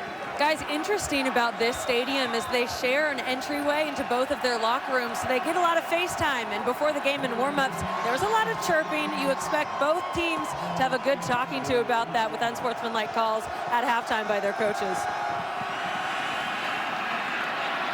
Well, they'll give the handoff to Dawkins, and he'll pick up a dozen yards. And see if that's the final play. And if Mike Bobo wants to just get into the locker room and reassess things, because this did not go well for him in the second quarter. His defense banged up and had some guys that are not with the team for various reasons, and it certainly cost him down the stretch as Linehan put together a 12 for 19 performance, 157 yards, a touchdown, 77 yards on the ground by Saunders, as it is a 20-7 halftime score. Let's get it to Ed in the studio. Guys, it's all yours. All right, Dave, thank you very much. It is indeed the Buick halftime report. We'll get to Nick Saban's thoughts on how the playoff is affecting all these bowl games. But first off, Trevor, let's start with Oklahoma coach Bob Stoops, as he was speaking about the video which has now been released of Joe Mixon, his running back, the incident that took place in 2014 when Mixon punched a woman and broke bones in her face. Stoops admitting that if that incident happened today, the outcome would be different. I think 2.5 years ago, some here, even some viewed the tape locally and thought it was fair or appropriate, or to some degree it was, significant penalty and discipline. 2.5 years later, it's fair to say it isn't enough, and that's positive in that that's the way the things have gone in the last 2.5 years. That really the only thing that's ever acceptable anymore is dismissal. The punishment that was decreed at the time was the season-long suspension when Mixon was redshirted. Trevor, what's your reaction to how the video being released has now impacted people's perception of what the punishment should have been? And as ugly as the video is, it is so positive that it's come out. In part because there are a lot of people who just don't want to know about this kind of a thing because it's uncomfortable. There are other people who think they know, but they don't understand. When you hear about this kind of a thing or read about it, it's academic. But when you see it, it's visceral, it becomes real. And it's important for that reality to hit home in order for our society to address it the correct way. But and also, I think it's positive for the video to come out because of people that might do this, the men that may do it in the future. Because I can tell you this, that you don't think when you're doing that. But a guy that will do it, something breaks inside of him. And in that moment, he doesn't see a past and a future. All he sees is tunnel vision and a target. Well, looking at this video changes that perspective for those guys that are susceptible to doing this kind of a thing. They look at it from a standpoint of how ugly it really is, not just in the tunnel vision, but in the global view. And they see how devastating it is for the men who do it. So as ugly as the video is, I suggest that people who haven't seen it look at it, because the reality of it is important to sink in. Yeah, it's widely available on the internet, of course, if you want to see it. Mixon is yet to declare for the draft, so not sure what his future holds, but clearly this incident will be something that he'll be speaking about, I'm sure, at the next level. Still to come here on the Buick Halftime Report, we continue as we'll turn our attention towards Nick Saban. As promised, his thoughts on how the playoffs are hurting these smaller bowls. All anybody talks about is the playoffs. All right, we have a whole bunch of other bowl games that, you know, people don't think are all that important.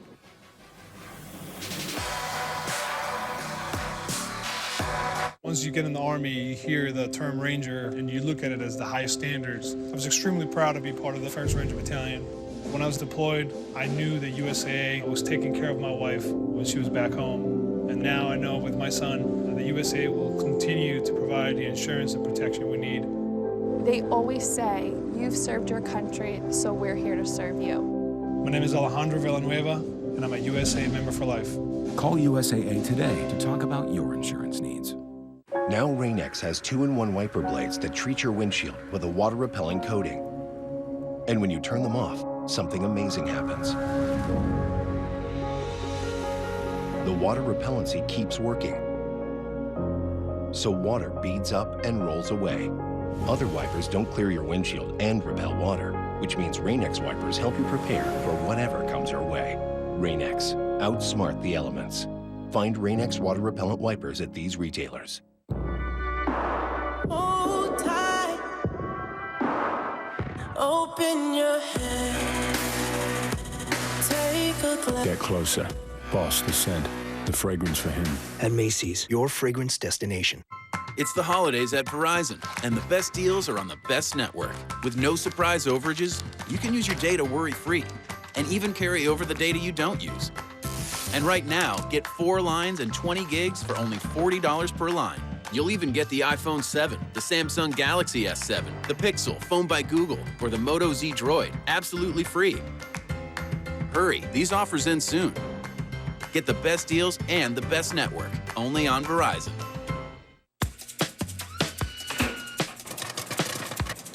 There's a lot of places you never want to see $7.95. But you'll be glad to see it here. Fidelity, where smarter investors will always be. This halftime report is presented by Buick. Celebrate the holidays with a new Buick. Idaho closing as a 50.5-point underdog in this game. And Isaiah Sanders with a couple of touchdowns. After a quiet first quarter, they lead 20-7. Olivia Harlan here with Coach Paul Petrino. Coach, your first 4 possessions ended in 4 punts. Then you have 3 straight scoring drives. How did you get it going offensively? You know, we just kind of settled down. I think early on we missed a couple guys that were open.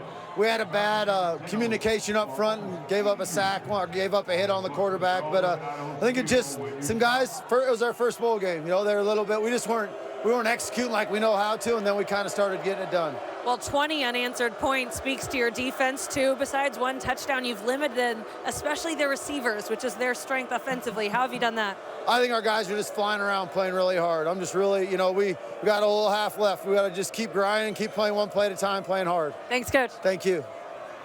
All right, Olivia, thank you very much. Our Capital One Bowl Mania update. Both picked BYU last night. Gallup putting more confidence points on the line, leads 167-109. Both guys picked Colorado State tonight, and tomorrow is going to be huge because both Joey and Danny do not agree on which teams will win in tomorrow's game. So Cannell is still vowing that his picks are backloaded and he's going to make a surge. has for all these games, or perhaps something there's a glut of these games? Alabama coach Nick Saban on that topic. You're going to diminish the importance of other bowl games in college football, all right, which has happened. That has happened. All anybody talks about is the playoffs. All right, we have a whole bunch of other bowl games that, you know, people don't think are all that important. So if you don't think it's important, all of a sudden some players don't think it's important. So you can't really blame the players. You know, I mean, we created this. You agree with Nick Saban's thoughts? I think from the standpoint of the top-end teams, sure. But it's not because of the playoffs. I mean, this was the same with the BCS. All through the BCS, if you were one of those dozen or so teams that had a legitimate shot at the national championship, in the postseason, you were either playing for a national championship or you weren't, and you were disappointed. But most teams aren't in that category. And we're looking at one right now where Idaho of all people, this is the third bowl game they've ever played in their entire history. And this matters to them. It matters to their fan base. It matters to the program to be able to get 2 extra weeks of practice. And people say there are too many bowl games. My thought is this: if you don't like to watch that many bowl games, then don't watch them. Learn to operate a television remote. They have online courses for you. Yeah. Because the teams that are in those bowl games, excepting the ones that wish they were in the playoff, for them it matters. And half of those programs will be able to say, we were bowl champions. A bowl is not a reward for a team that might be 6-6 or even 5-7. A bowl is a contract, an agreement between cities, communities, sponsors, charities, and a couple of football teams to all come together in a way that's positive for all of them. And so I think if you look at it that way, then watch what you like. Don't watch what you don't like. But at the same time, every bowl game has merit, and every bowl game is positive, and no bowl game is more important to their team or their fan base than the Idaho Vandals, who are playing in the third bowl game of their life, and they just might win it. Well said. Seeking their 9th win of the season will, in fact, be the most wins in a season for that program since 1998. Still to come, though, we'll focus on the big ones, the college football playoffs. Sorry, Nick, we're going to focus on, with 9 days away until the semis, a couple of number 9s who could be critical for their respective teams. ESPN, home of the New Year's Six and the college football playoff. I'll take him for a ride in the Buick. Buick introduces the refined new SUV that's anything but a snooze to drive. The first ever Buick Envision. A joy to drive, a joy to share. And yes, it's a Buick. Celebrate the holidays with a new Buick. Get cash back for 16% of the MSRP on select 2016 vehicles in stock. That's nearly $7,300 on this 2016 Envision.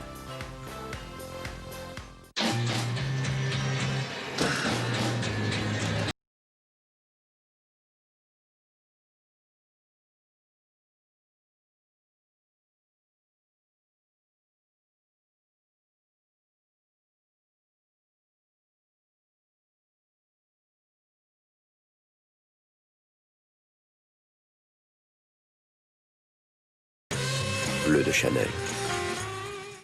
At Macy's. Wendy's taco salad is back. Wendy's had a taco salad? Wendy's had a taco salad. Fresh chopped lettuce and tomatoes, classic chili and tortilla chips. If you remember Wendy's taco salad, you're welcome. If you don't, you will. You are my best friend, my true love. Together, we shine twice as bright. The Ever Us Two-Stone Collection. Forevermark. A diamond is forever. Find a jeweler at forevermark.com. Test scores, GPAs, credits complete. They say what you've done, but they're only part of who you will become. With each new experience, discovery, and triumph, you become who you were always meant to be. And what you'll remember most is your state of curiosity, state of unity, state of awe.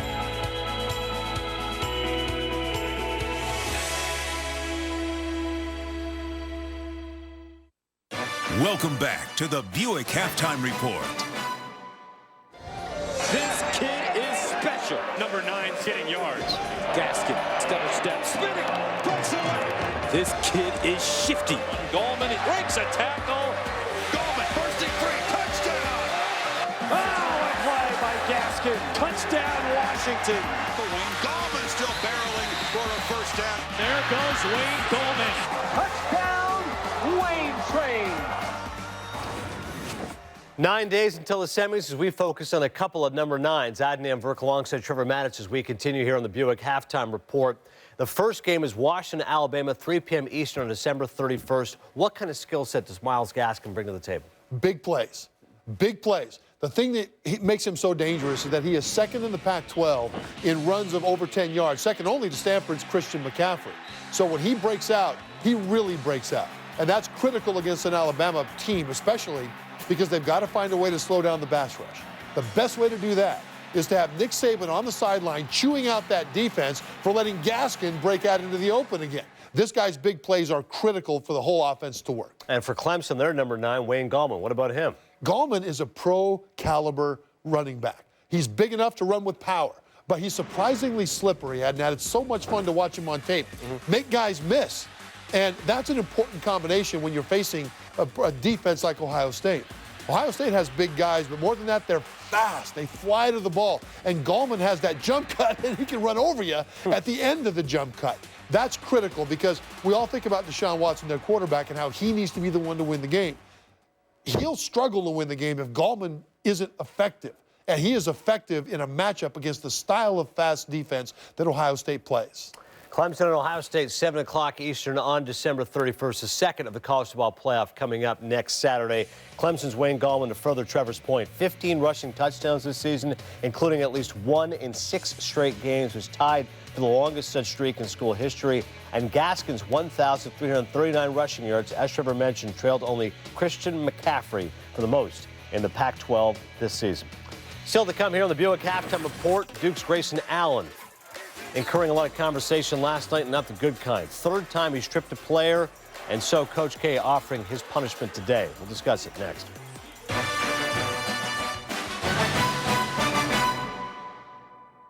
Ace is the place with the helpful hardware, folks. Usually Santa fills the stockings, but right now you do. And just about anything that fits is 20% off.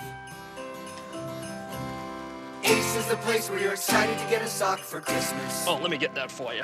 Thank you. You're welcome. This Friday and Saturday only, get our giant stocking for $5 and save 20% on almost anything that fits inside. Only when you wrap it in red at your local Ace. It isn't always easy to know where you stand financially. Multiple accounts, investments, insurance. It can leave you wondering how it all fits together. At Northwestern Mutual, we help you see your whole picture. Find out what you truly want, and then together we design a plan to go get it. There's a confidence that comes in knowing what financial security is and doing what it takes to achieve it. At Northwestern Mutual, we help you live life differently. Remain in your home to hear an exciting bundle offer. All contracts are binding. You must comply. We got a runner. Hey! Follow me!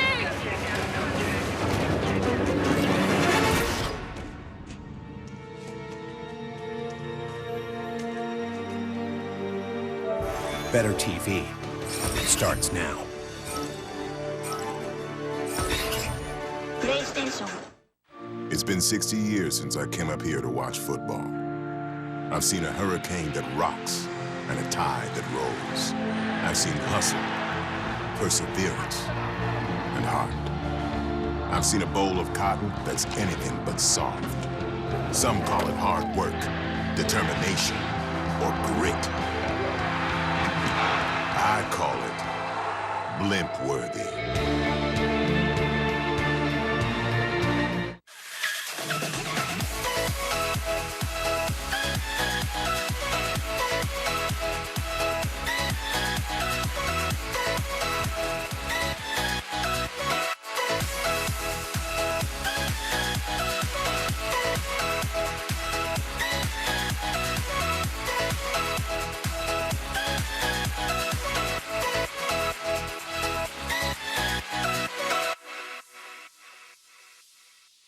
From ABC and ESPN, share the incredible gift of sport for the holidays. From the NBA, the NFL, college football, and all of the fun in between. Steph versus LeBron, Celtics and Knicks, Clippers and Lakers, Lions versus Cowboys. Then, The New Year's 6. Michigan versus FSU. 2 semifinals, 1 Rose Bowl game, and an NFL wildcard matchup. ESPN and ABC. Happy holidays from our family to yours. Can't wait for that. Some breaking news right now in the Buick halftime report as Edwin Encarnacion reports indicating he's signed with the Cleveland Indians, allegedly a 3-year, $60 million deal. A team that was 1 win away from winning the World Series now adds the most potent bat available. Encarnacion with the Blue Jays, over 40 home runs, 127 RBI. A huge void in Toronto's offense, but a big boon there for Cleveland.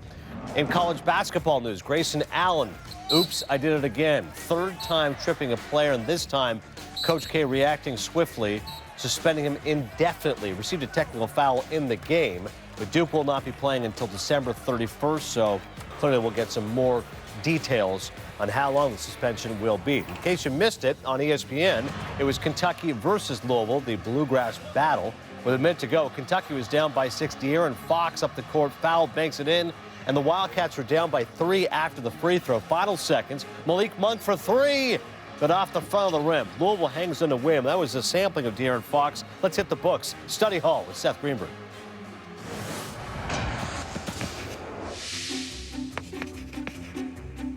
Class, today's lesson, De'Aaron Fox of Kentucky. He's got handles. He can pass it. He can dribble it. He can drop dimes. Oh, my bad. Got to work on my handles. De'Aaron Fox reminds me of Brandon Jennings. Left-hander, runner, middle game, speed, Professor Greenberg. Class dismissed. So far, thank you very much for that, Seth. Idaho, good game against Colorado State. This is Nick Stevens here to Olabisi Johnson. 20-7 right now. The Vandals have the lead. This halftime report is presented by Buick.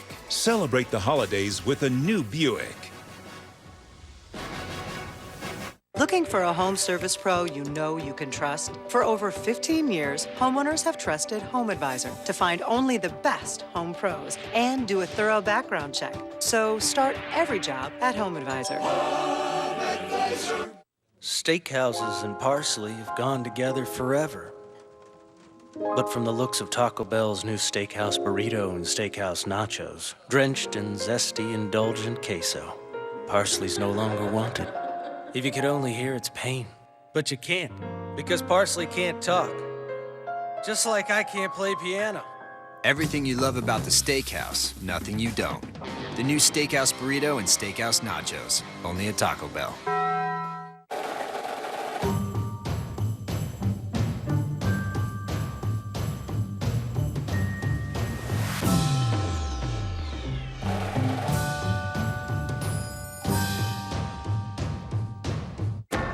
There's a force in the West, an attitude unlike any other, a belief that says, let's do this. A shared commitment to academics, leadership, and community service. A bond uniting 12 teams in history, rivalry, and competition. There is a force in the West. We call it the Mountain West. The Mountain West, champions in life. This is a scenic mountain road, and this is a man rolling down the road on a hot dog cart. That is not smart. This guy, however, used TireRack.com to upgrade to ultra-premium Michelin Pilot tires to enjoy exhilarating performance on this scenic road. That's smart.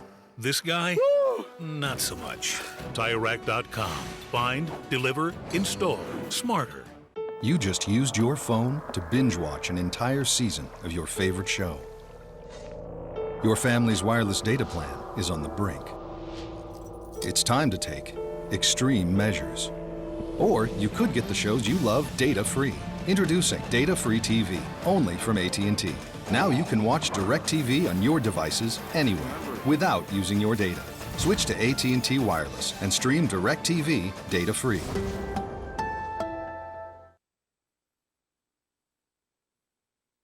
Welcome back to Capital One Bowl Mania. You're watching the famous Idaho Potato Bowl as part of Capital One Bowl Mania. Idaho puts up 20 points on their final 3 drives of the second quarter, and they lead 20-7. Dave Neal alongside former Georgia All-American Matt Stinchcomb. And Matt, boy, that second quarter, Idaho just opened up a can on this Colorado State team. I don't think anybody really saw that coming. What did they do to kind of allow themselves to dominate like that? Well, I think in a lot of ways it was kind of a microcosm of their entire season. You know, you start out a little bit slow, but you keep fighting. Yeah, I go back to what Paul Petrino told his team in the locker room before they ever took the field. You just keep plugging away and eventually try to take their will. It's one play at a time. If you get knocked down on your butt, you got to get back up. We saw that happen really only once when Colorado State hit the deep ball for a touchdown. Otherwise, you can see how Idaho has largely dominated this football game. And as you mentioned, Dave, it started in the second quarter. Batting 1,000, obviously, in their red zone opportunities. They've done an excellent job on their last scoring drive. With 2 fourth-down conversions, they've done a really good job of asserting themselves along the line of scrimmage. And the biggest concern, if you're Colorado State right now, is are you capable of defending the pass with the attrition they've seen in the secondary and the size that some of the Idaho Vandal wide receivers enjoy over some of the Colorado State players, regardless of front or second line players. You're giving up some size with Deion Watson out there on the edge. Idaho gets the football first here in the third quarter. Brantley on this return breaks a couple of tackles out to the 30-yard line. Just moments ago, Olivia Harlan caught up with Mike Bobo. Thank you, Coach. You told us a key tonight would be get the ball to number 4, number 8, Dietrich Clark and Michael Gallup. How do you get them more involved? Well, we got to go out and play. We're worried about our footing too much and whether we can stand up. They're playing on the same field. They're doing a good job. We got to go out and execute. You lost 2 defensive backs in that first half for the rest of the game. Who needs to step up? We just got to do our job. One person can't do it. We got to do it collectively as a team, doing our job, playing football. They scored on those last 3 drives. What adjustments on defense do you make? Well, we got to play the deep ball better in the air. They're going to take their shots. If they're content on running the split zone and then taking their shots downfield, we got to play the ball in the air, and then we got to stop the run. Thanks, Coach. Yep. It's pretty simple from Coach Mike Bobo. Idaho's offense in that first quarter, they ran 15 plays, 34 yards, had 4 punts. Second quarter, 27 plays, 212 yards, and 3 touchdowns. Big part of that was Linehan, who was 11 of 13, 146, and a touchdown. After getting knocked around early in this game, he was able to manage the pocket a little bit better, stay alive, and get the ball downfield. He'll come out throwing here. Hightower breaks a couple of tackles across the midfield stripe. Colorado comes back to make the play, but a 13-yard pickup for the Vandals. And this is the advantage if you have questions about your footing. Mike Bobo talked about it. Everybody's on the same football field, but the offensive players know where they're going. When you're running a route, you know what route you're running. You're not reading and reacting like a defensive player is. And right there, Jordan Baden, very cautiously, tentatively coming up in coverage, gets beat underneath. Linehan slips. Pass is caught. See where they spot it near the 25. Jacob Sandin, who already has a touchdown reception tonight. They'll spot it at the 24, a 27-yard pickup. That's up against Jamal Hicks, true freshman and safety. And Linehan does a good job of keeping his footing, and you can see there's Sandin after he makes the catch, slipping a little bit on this blue turf. But regardless, right now, the Vandal offense having its way with Colorado State. A big key would have been to get a stop on this opening possession defensively. Saunders picks up 1 yard. Saunders had almost 80 yards in that first half rushing.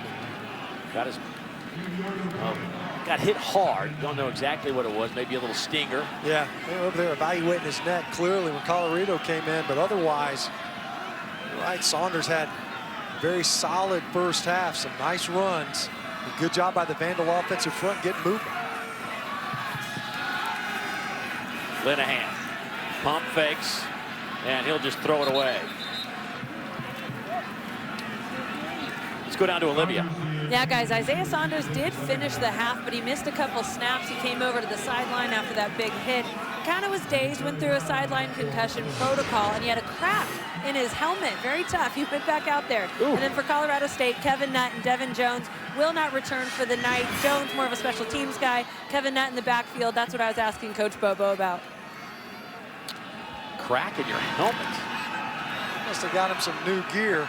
Wow. Because he's back out there. They're going to have him out there playing with a crack in his helmet. Colorado, with his banged up, nasty looking helmet, cracking other people's helmets. Timeout, Idaho. First charge timeout of the second half. 30-second timeout.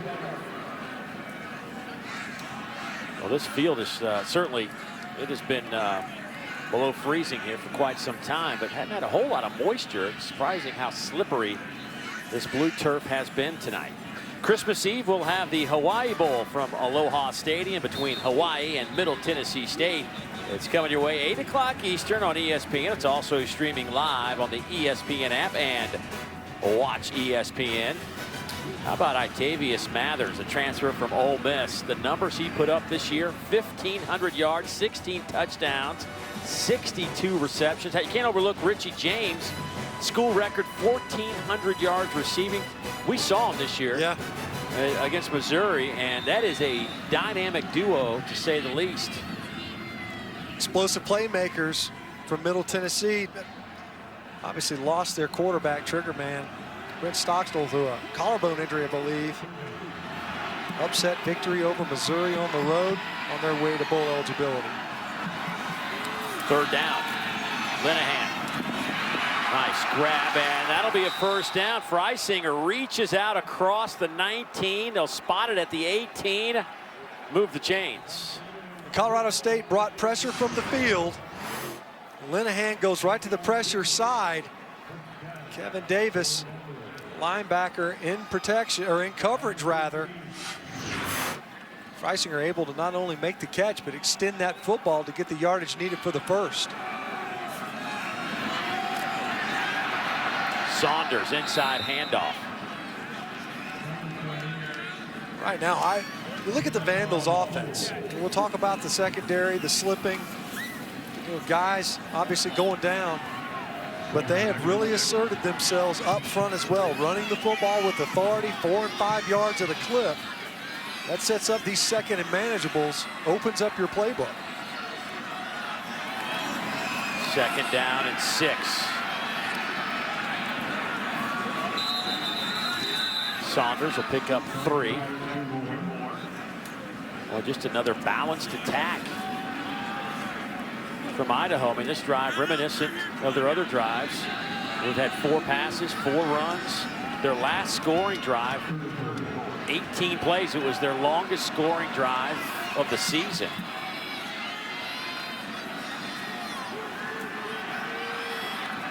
Now they're looking at a 3rd down and 4, just outside the 5-yard line. Here's Cowan, right there in the slot, number 13.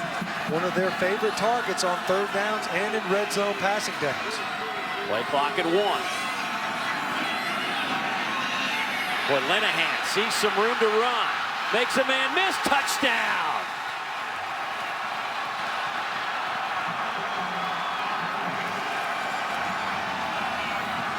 We've seen it all game long with Matt Linehan. Early on, he got popped a couple of times. 2 sacks, pressured on a number of occasions. But you see the divide after the twist all day long. Nice protection, nowhere to go with the football. Cowan gets bumped, knocked down in the end zone, and Linehan just says, I might as well tuck it and run it. And the Vandals in the end zone yet again. 4 straight drives. But Colorado State just can't come up with a stop. Point after is up and good. And Idaho has scored 27 unanswered points. Everybody in on the action tonight for Idaho. Enjoying their first trip to a bowl game since 2009.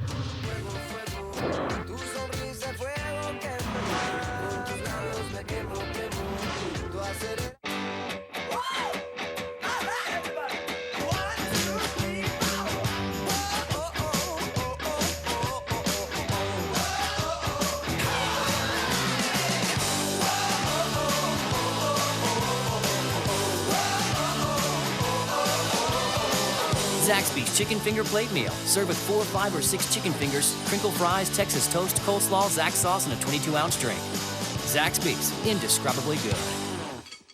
Critics everywhere are raving about fences. A man gotta take care of his family. Everything that boy do, he do for you. Ain't nobody gonna hold his hand when he get out there in that world. Fences. Rated PG-13. Christmas Day. Now, Straight Talk Wireless has more high-speed data than ever before. We're talking double the data for just $10 more. That's 10 gigs of high-speed data to stream more video and more music, more whatever you want. All on America's largest and most dependable 4G LTE networks. Choose from 2 great plans. Our unlimited plan with 5 gigs of high-speed data, or double your data for just $10 more. Straight Talk Wireless, only at Walmart.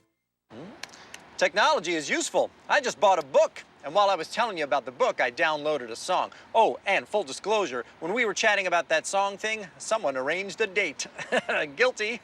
The point is, life is digital. So CarMax created a site where you can reserve a car online. Come in when it's convenient, your car will be waiting. Just another thing to make buying a car better for you, reads this tweet that I just posted. Oh, that appears to be trending. LOL.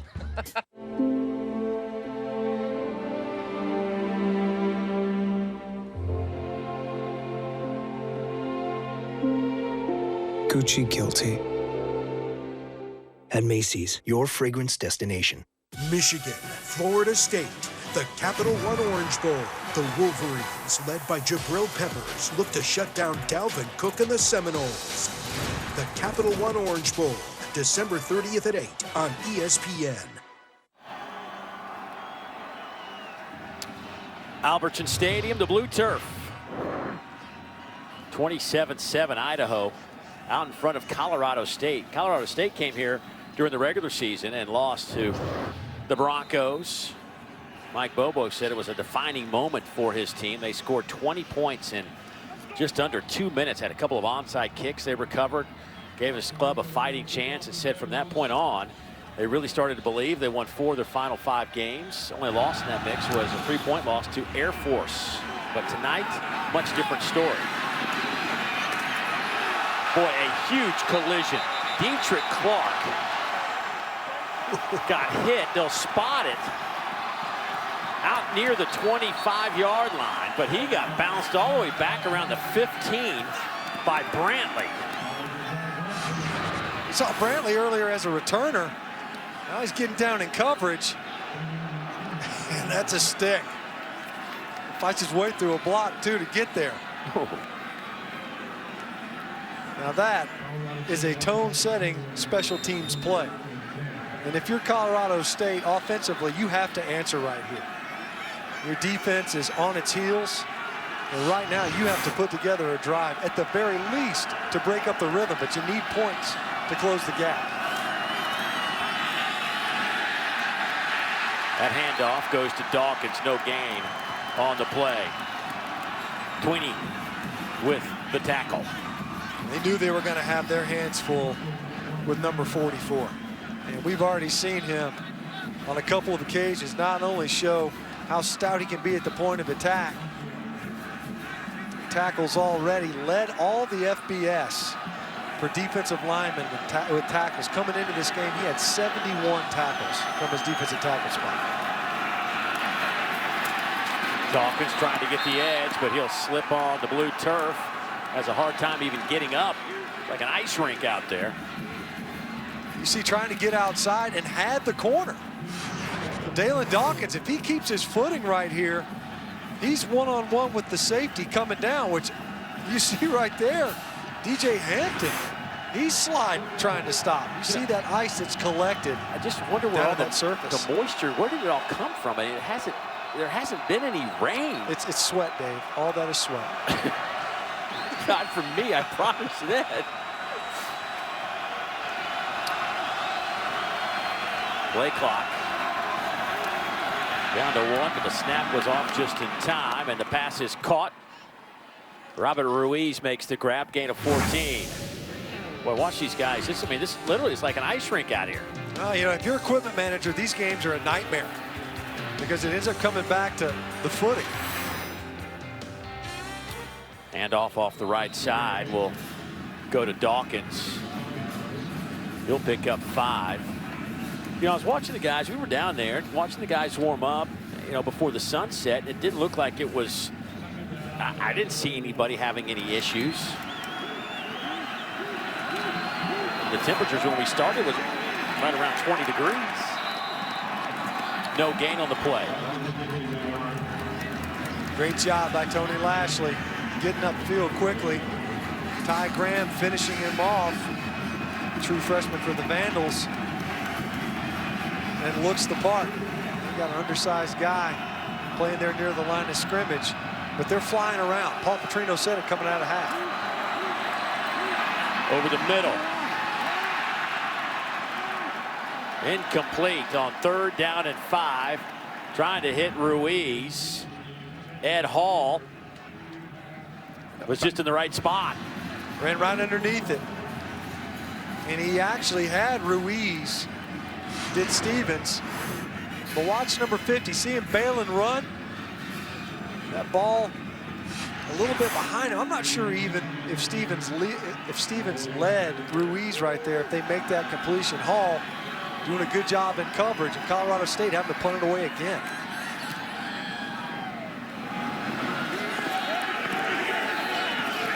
Colorado State bounce to the 21-yard line. So Idaho's defense does their job, and Idaho's offense has scored on 4 consecutive possessions. Can they keep it going? CarMax offers a 5-day money-back guarantee, so you can return a car you purchased for any reason within 5 days for a full refund. Now, this is not some kind of an advertising gimmick. It's just the right thing to do, like saving puppies in a hurricane, or helping a tortoise across a busy road, or not eating somebody's yogurt when it is clearly marked with their name. I know it was you, Bill. I'm not mad, I'm just disappointed.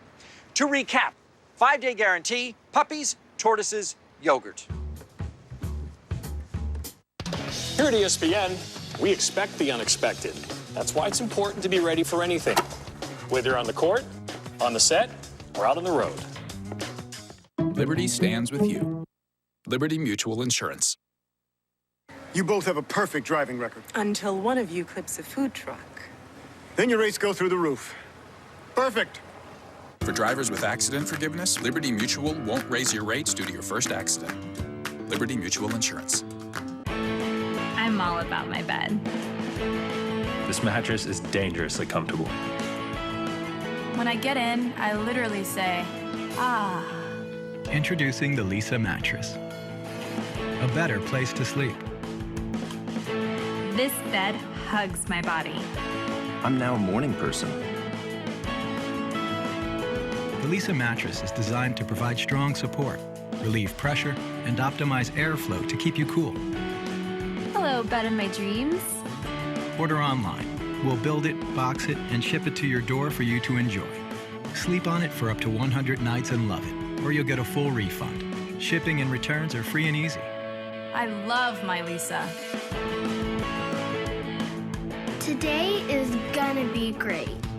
Read our reviews, then try the Lisa mattress in your own home. Order now and get $75 off. Go to buylisa.com today. You need this bed. The famous Idaho Potato Bowl, brought to you by the Capital One Venture Card. Earn unlimited double miles on every purchase every day. What's in your wallet? Part of the activities this week for the teams. Got to go tubing down the slopes. Even Coach Bobo got out there. Some of the O-line in Colorado State even went shirtless. We didn't do that, though. No, we're layered. Yeah. You see that snow piled up in the corner. We're talking about how slick it is. They've cleared the field. They drug the field. But you can't get down into the fibers of that artificial surface. That stuff's still down in there. You can see it's impacting some of the play as these players try to redirect. A slick surface, to say the least. First down and 10 for the Vandals. They'll run it right side, and good push by Colorado State. Saunders hit by Darnell Thompson. Flag down, and maybe that's why the push was so good. First down. Get a little head start. Makes it hard to block. Number 94, Darnell Thompson, trying to get a jump on that snap count, was in the neutral zone. Watch 94 right here. He's just going to jump. When they snap the ball, he's in the neutral zone. Drew the flag, obviously ended up making the play from the backside, but it's hard to get a cutoff block on a guy that's already between you and the center before you can even move.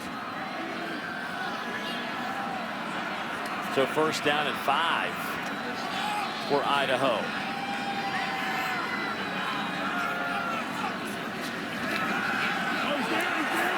Oh, wide open.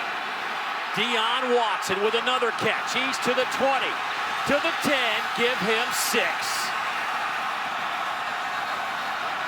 74 yards.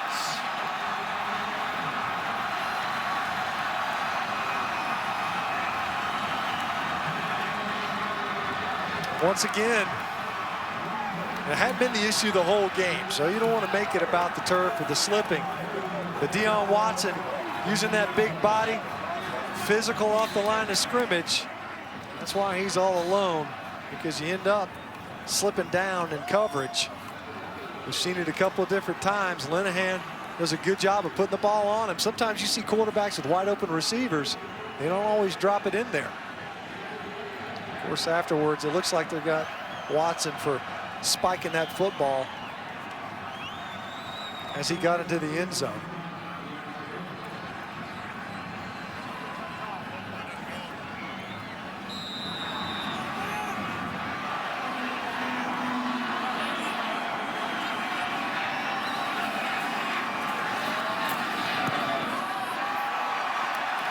Point after is up and good. And the Vandals are rolling. How about Watson? 5 catches, 140 yards, and a touchdown. He had a couple of 100-yard games this season. One versus New Mexico State, another versus Texas State, and he's working against Tyree Simmons. Now here they are, man-to-man coverage. And Watts coming off the line versus Simmons. Just a little bit of that hand check, and Simmons just slips right onto his back. Help is late coming. Watson's wide open. Linehan puts it right on him. Deion Watson in this football game. Well, you know, so much talk about Cowan and what he brings to the offense, and I think maybe you overlook at Deion. I mean, it's hard to say that. The guy came in with 36 catches, over 500 yards receiving, but so much emphasis is put on Buck Cowan that. Yeah, you get a little bit lulled to sleep, maybe. You know, in this game, you had to know that Watson could play a big role in it because of the size advantage, because of the shorthandedness of Colorado State. Coming into this game, the Vandals thought, look, we've got a chance to hit some shots downfield on these guys. And we've seen that be the case time and time again. May have been true even if Colorado State had their full complement of players in the secondary. Obviously, they were unaware that Braylon Scott and others, Kevin Nutt obviously going out with an injury as well, would be available. Little squib kick picked up around the 33-yard line by Dietrich Clark, and flags come in again, and some more pushing and shoving going on. Patrick Elsenbass, they're going to get him again. Number 42 for Colorado State. He's the one that got blown up. Holding, receiving team, number 42, 10-yard penalty, first down. Having a tough game. That's 20 yards in penalties and got run over on the last return. Got his return man blown up. You see he's getting coached up over there on the sideline. They aren't even iffy calls. They're pretty obvious. Games like these, you got a team that finished the season strong. You want to make sure that you maintain your composure. Stinch, when you think about what Colorado State did the last half of the season, averaging over 47 points a game, I mean, they scored 42 against UNLV. They put up 37 against Fresno State in a shutout, 46 against Air Force, 49 against New Mexico, 63 against San Diego State. That's how they finished the year. They're sitting on 7 against Idaho right now. I'll tell you what jumps out to me is 82 rushing yards in this game. A team that is committed to running the football, whose strength is up front, a veteran line, is having a hard time getting that rushing attack going.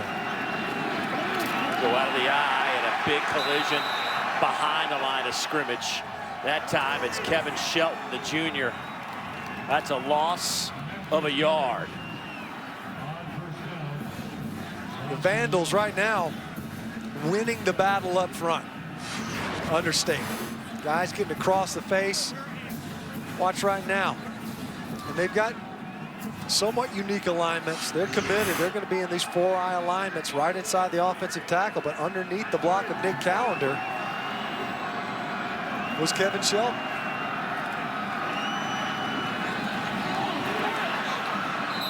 That pass is dropped. Would have been a circus catch. Nolan Peralta, a guy that does a little bit of everything for this offense, just couldn't hold on, twisting and turning. Ball's behind him. Stevens a little off target with that pass. A difficult one to come up with, especially when you don't get a ton of looks at targets in games. Peralta more of a blocker. Boy, that's what you're just talking about. Boy, they are really struggling to get it going offensively in every facet. On third down, Stevens near side, and Dawkins slips and couldn't get back up in time. You know, Idaho doesn't need any help because they're playing good ball, but Colorado State does seemingly have a lot more issues with this surface. But credit the Vandals, the way that they have been able to control both lines of scrimmage and mitigate pressure when they have the ball on offense, keeping Linehan open and free to deliver the ball downfield, and then defensively shut down the Colorado State rush attack. This Hayden Hunt punt will settle down inside the 10. A 52-yard punt. 53-yard punt. Well, it is a slippery surface. Let's see if Olivia's got her ice skates on. Yeah, guys, it is very slick, and there are different lengths of cleats that are permissible in the NCAA. I've seen a lot of the longer length out here to get that traction, but you can see it is so slippery, and Mike Bobo out of the half told me that his team needs to get traction, especially those receivers.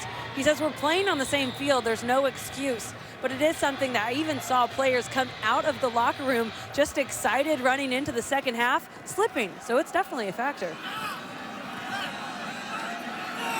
Well, we'll see how Idaho handles it here, backed up inside the 10.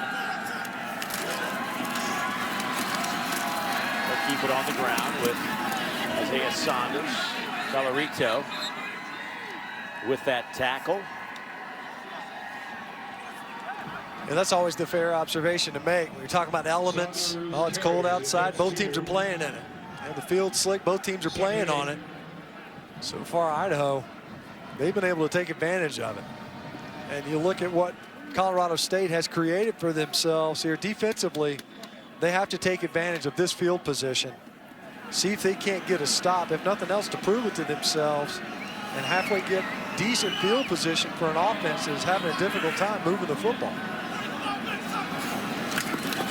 Linehan going to the outside. This tackle again. Nice catch and run. Pickup of 20 yards, and Buela will have the first down. And Jordan Vaden, number 11, this is the second time now where he's playing with cushion and he's coming up to make a play. And that is a cautious effort, to put it tactfully. You're coming up there, tippy-toeing. Yeah, you want to slip down, but we've seen that twice now here in the second half. Forced into service with the injury to Kevin Nutt. But I believe Idaho is noticing that coverage. More play action from the Vandals. Linehan. He will just throw it away and live to play another down. This Idaho offense has picked up 411 yards of offense, 301 through the air. Colorado State, 193 yards of offense. You have to credit the Idaho team thus far in this game. They took some punches early, obviously, some self-inflicted, did a great job with that big 4th down stop to set the tone in this game when Colorado State took the opening possession down the field. They weathered that storm and have been throwing haymakers ever since. Saunders with a couple of yards. Big 3rd down.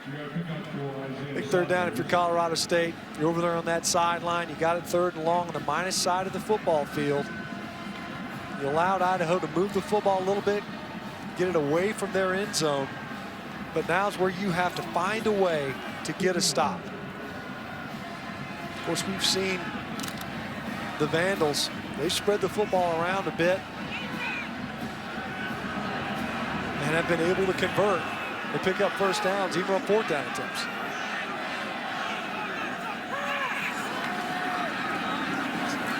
Linehan, he'll be hit and dropped back at the 32, a loss of a yard. That'll go as a sack. Thompson and Colorito will get credit for the Rams sack, and here comes the Vandals punt team for the first time in a while. Good job in coverage, and they did a good job of recognizing where Buck Cowan was. He blocked for a moment, then tried to leak out from his tight end spot. Nowhere to go. Pocket collapsed around Linehan. That's more reminiscent of the early offensive possessions that Idaho had, where Colorado State was able to get home with their pass rush. Austin Rico punts it away. Good kick. That'll send Robert Ruiz back, and he can't handle it, and guess who has the football? The Vandals will have a short field inside the 15-yard line. Hightower comes up with a football.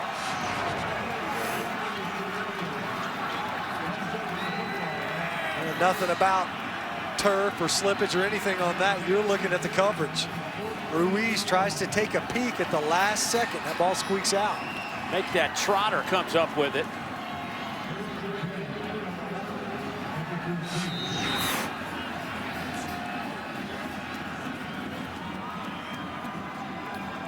And Idaho really stepping on the gas now. They'll put it at the 14-yard line.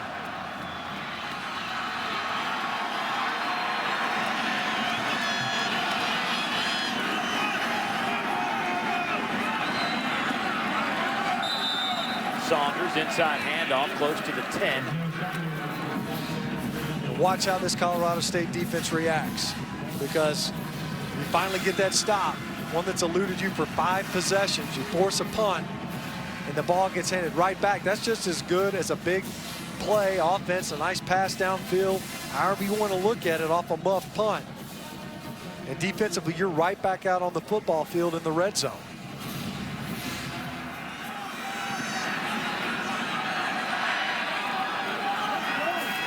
Second down. Linehan coming near side. Nowhere to go with it, and we'll throw it out of bounds. A good job downfield, trying to cut the field in half. A little chirpy there at the end. And Josh Walton chases him to the sideline. Linehan felt he might have been pushed a little late. No flag.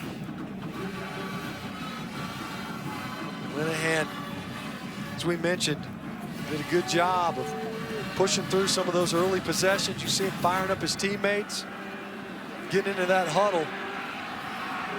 You know, for a long time, the Vandals have controlled this football game. But you want to capitalize on excellent field position on a 3rd down. Can still convert for the first without scoring. But we've seen the Vandals dominate with their red zone offense so far in this ball game.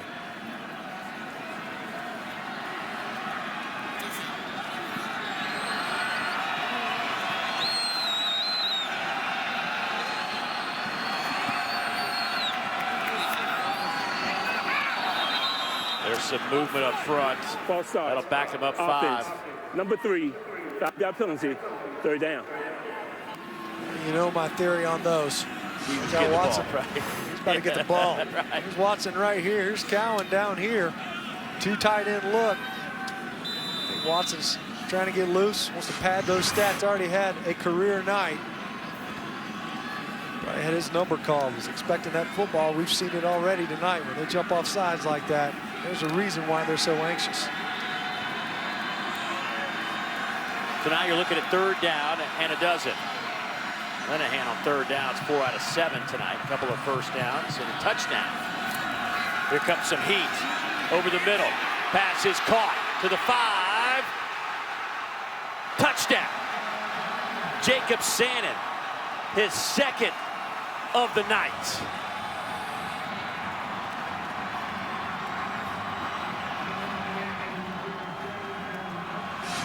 It's a little banged up afterwards, but worth the effort right here. Takes a shot from Schlager as he goes into the end zone.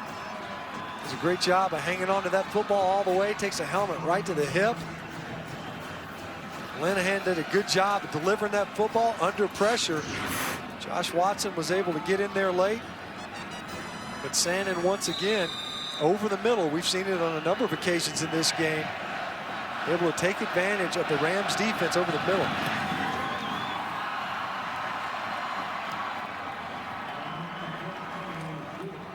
Point after. Up and good. Make that 41 straight. Ruiz with the fumbled punt. Set this one up. Idaho cruising.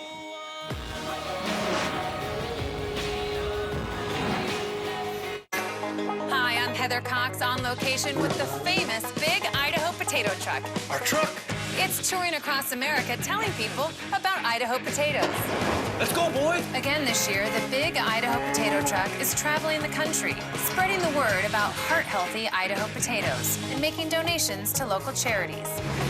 Excuse me, miss. Have you seen our truck? You just missed it. Oh, man. Are you kidding me? He played college football in high school. He is the most interesting man in the world. Stay thirsty, mis amigos. Here we go.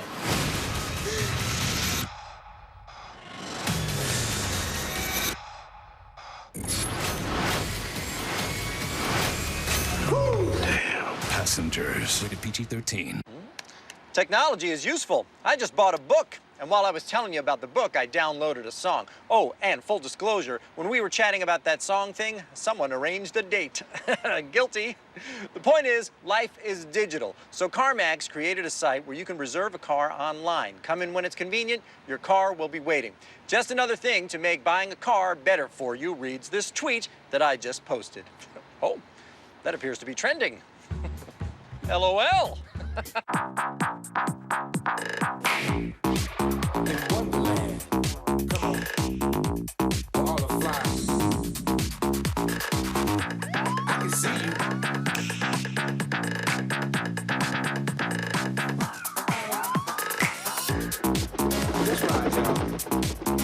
Do it again.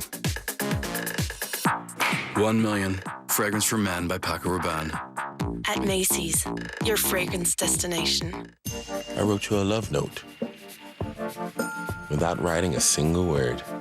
Introducing a new way to create a gift from the heart that could only come from the new Pandora boutique at Jared. A world of Pandora, including exclusive pieces designed just for Jared.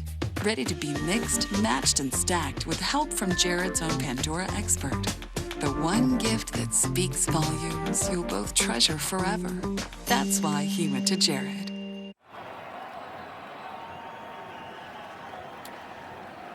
Happy holidays to each and everyone out there as we're closing in on that special day. I know my kids are a little fired up. They're not greedy or anything. How about your kids? No, they know what it is. They can't wait to give you, their father, a gift. Yeah. I don't even exist in their world. 41-7. You're the bringer of presents. That's it. Idaho out in front, 41 straight for the Vandals. Certainly a great present for Idaho fans this season. 4 straight to end the regular season. The bowl trip. There goes Dietrich Clark. He's trying to get the corner, but more flags come out. And it has just been a nightmare on special teams for Colorado State. And there's an injured Idaho player in the bench area. See, any of these plays that end up along the boundary, it's so hard to slam on the brakes. You know, if guys are going down along the sideline and they're just sliding another 5-10 yards.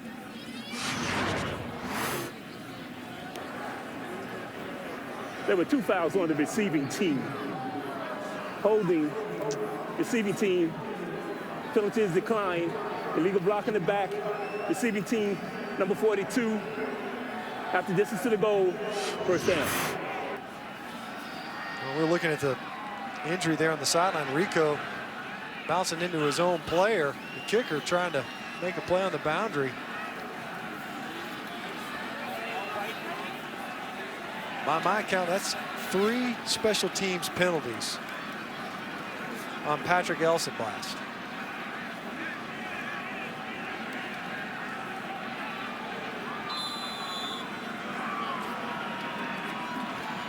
See defensive coordinator Marty English giving him a talking to. You know, after a while, you have to start wondering what's going through your head. Probably asking a lot of that of Duke's Grayson Allen right now, the basketball player, having some issues. Deep throw, pass caught.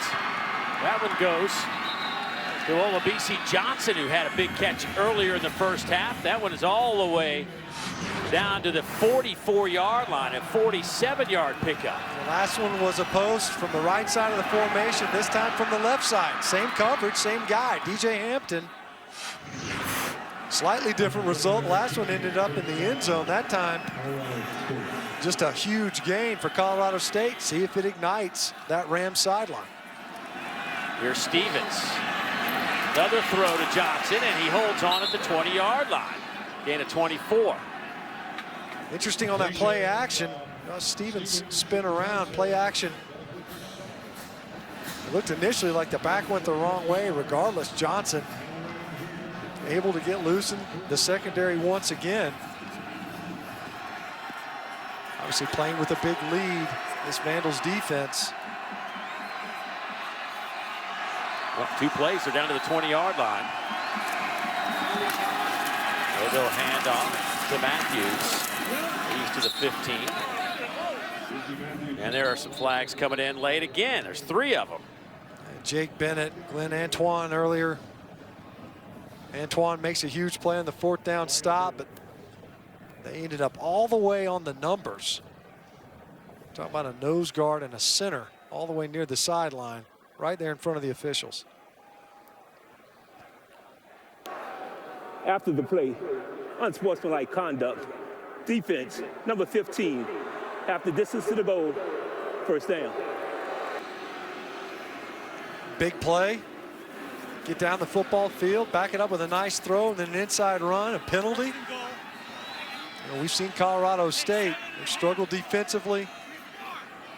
Pile of points allowed. It looks like they're going to lose some of their composure. If you're an Idaho Vandal, got no reason for the extracurricular stuff to get them closer to your end zone. So 1st and goal from the 7. No play fake it. Stevens rolling right. Back across the middle. Touchdown. They're going to say incomplete. Dropped it. Got hit right at the last moment and dropped it. It went to Wosu, and he just got popped and lost the handle.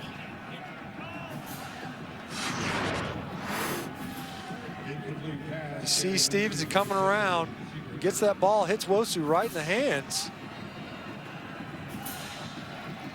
Now, did he have possession long enough?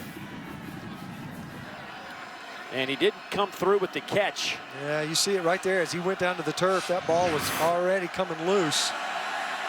Lamont Hawkins finishing the job with that shot.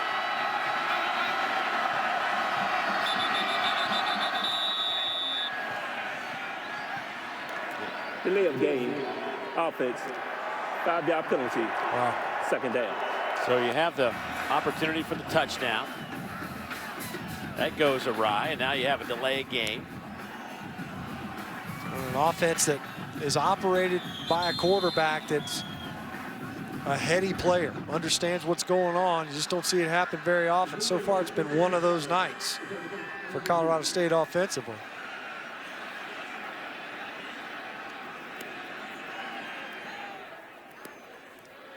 Now they're going to take a look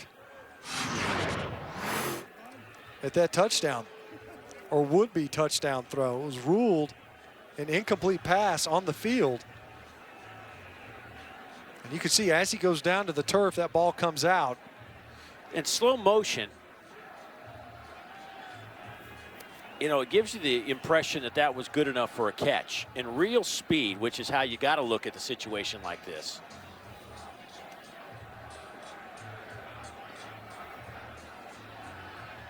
Siwosu. He has 1 foot completely down. It goes back to. I'll be surprised if they overrule, if they overturn the ruling on the field. After review, the ruling on the field stands. Incomplete pass. The delay of game will be enforced. Second down. And you got to complete the process of the catch. And it did look like he had 2 feet down, of course, if he goes out of bounds. But as he's going to the ground, you have to maintain that possession. That ball was coming loose. Good ruling on the field. Stood even after review. Not enough there to overturn it.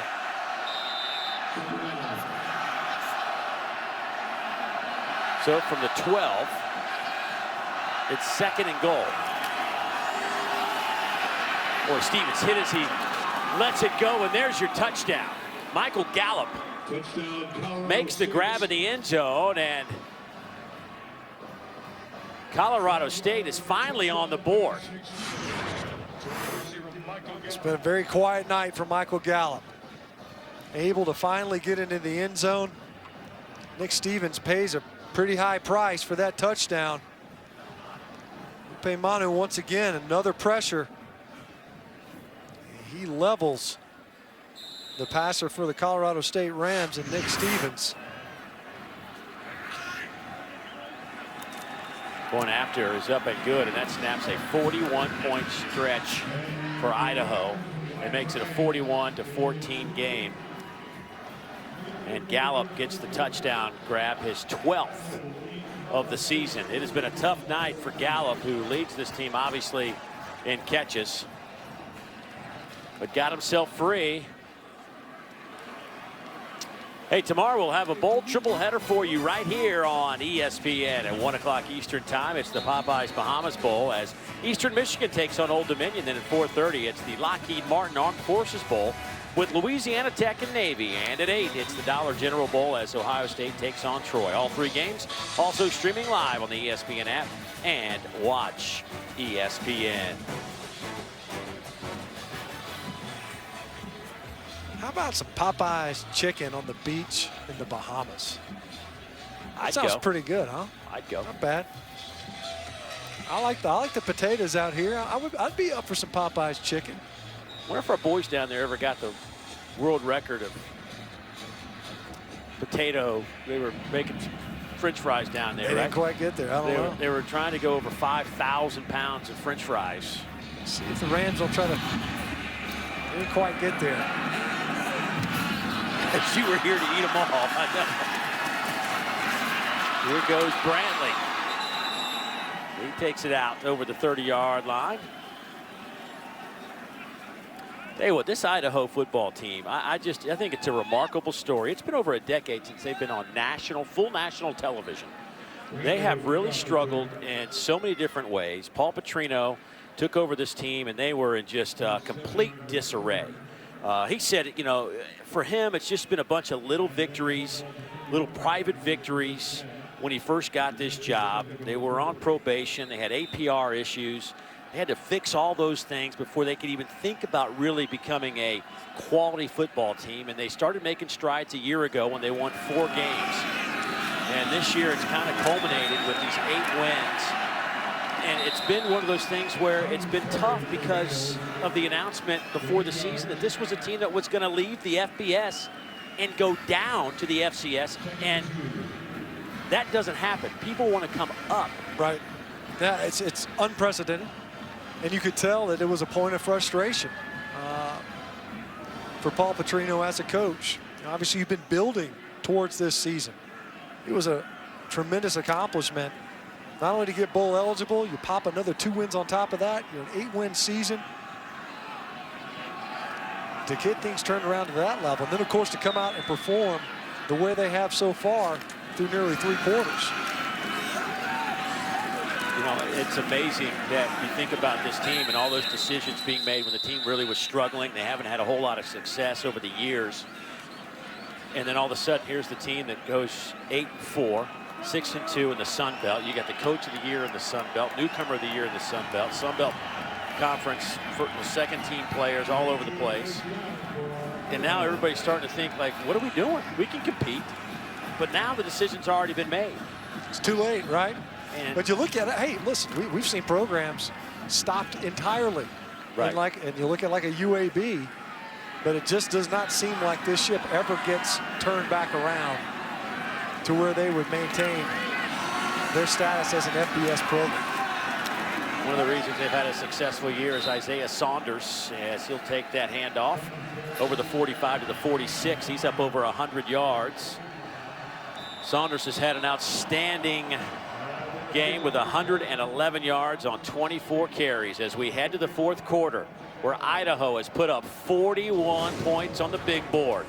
And they've held Colorado State to 14. We have 15 more minutes to play.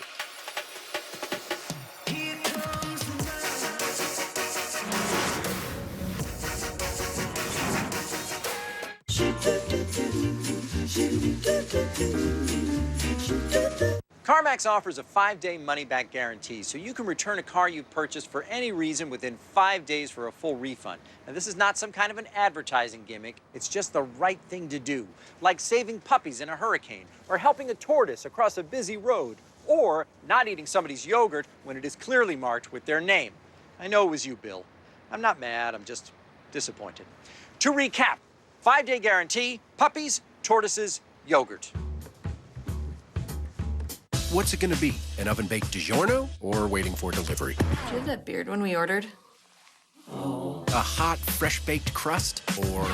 Did we order extra soggy? Don't settle for delivery. Rise to the occasion. It's not delivery, it's DiGiorno.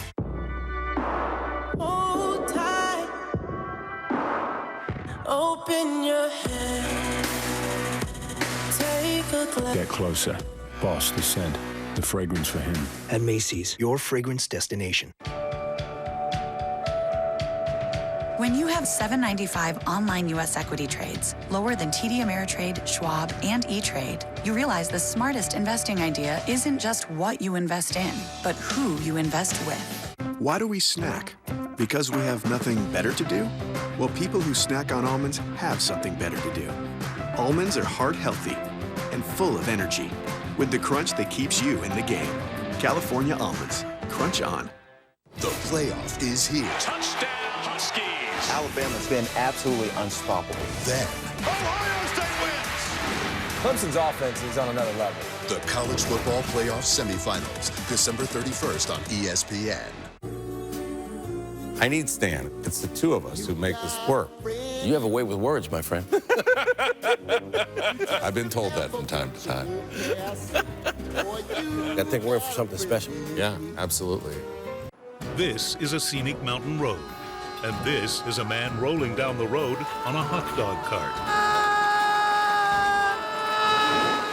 That is not smart. This guy, however, used TireRack.com to upgrade to ultra-premium Michelin Pilot tires to enjoy exhilarating performance on this scenic road. That's smart. This guy, not so much. TireRack.com. Find, deliver, install. Smarter. All right, come on, it's game time. Let's do this. Here we go. Here we go. Here they come. This is gonna be good. Watch out for the crossover. Look at that handle. That's what I'm talking about. He wants to the right, force him left. Take him down. Post him up. Watch your back. Watch your back. Setting him up. He's gonna spin. Woo! Time out. Time out. Nobody panic. What do you got, baby? Gotta go. Gotta go. I can't watch this. 5, 4, 3, 2, 4. This holiday season, get NBA League Pass for a new low price. We're going to get to the 4th quarter, we're going to put our fists up, and we're going to win with the 4 C's. Everybody got that? Yes, sir. We got to take their will. We got to take their will. And how you do that is out hitting them and out hustling, like you just got done saying.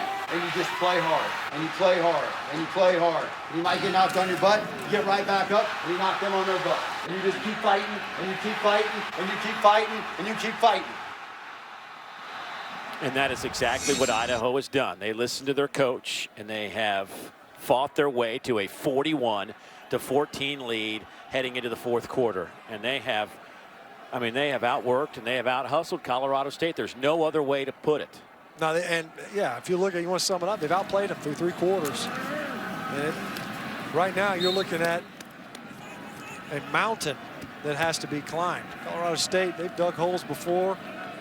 They find ways to rally, but there's been little indication of that. Big plays offensively, and they've been few and far between. As you can see, some of the Colorado State defenders trying to make sure everybody maintains their composure. We've seen that a couple of times in this game.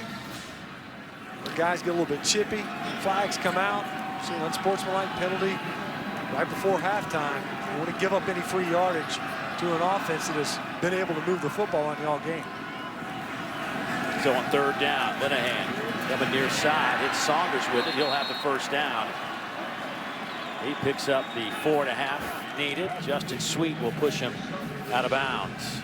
To finish up that thought about the FCS move for Idaho, it is not next year. They still have one more year in the Sun Belt and the full FBS schedule and bowl opportunity next year. It's 2018. They'll move into the Big Sky where they used to play and play some of the schools that they had rivalries with back in the day in the 70s and 80s. And you know, Paul Petrino hasn't really had many comments about it, but you know deep down he came to Idaho to coach in the FBS. There's the handoff to Duckworth. Duckworth to the 20, stays on his feet to the 10 and falls down at the 5-yard line. Picks up 42 yards. You see the Vandals kind of plugging away in this drive, keeping the ball on the ground. You see Josh Lovingood playing on a bad ankle. Jamal Hicks coming over from the safety position. Broken tackles. You see that right there? You don't even leave your feet. Don't wrap up. Duckworth picking up another 7-8 yards at the end of that run. First and goal from the 5.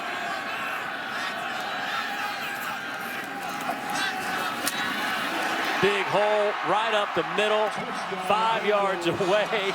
Duckworth will skate his way into the back of the end zone. Touchdown, Idaho.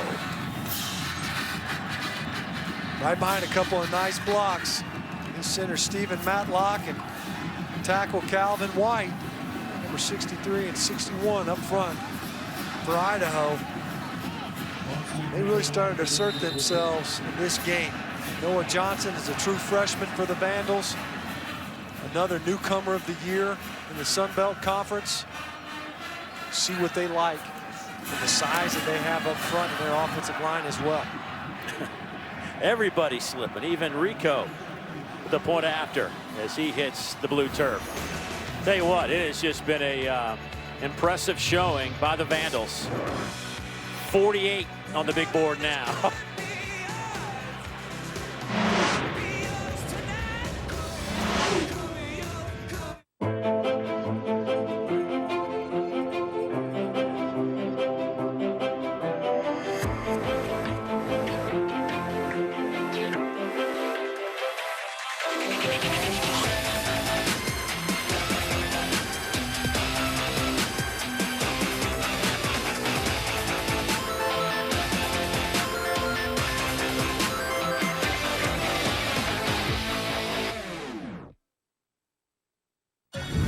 Emerge restored, fortified, replenished.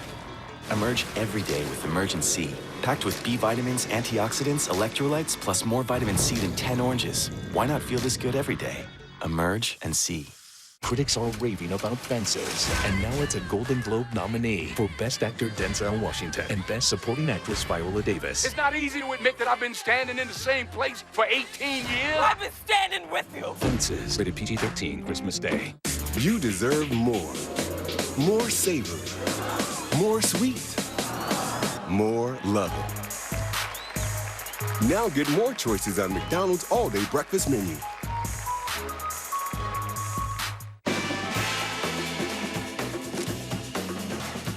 He played college football in high school. He is the most interesting man in the world. Stay thirsty, mis amigos. It's been 60 years since I came up here to watch football.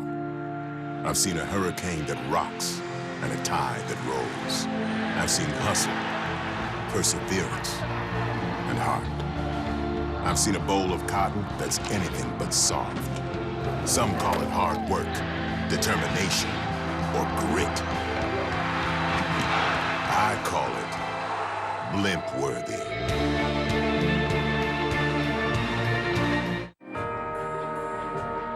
With class-exclusive four-corner air suspension for a smooth, controlled, level ride.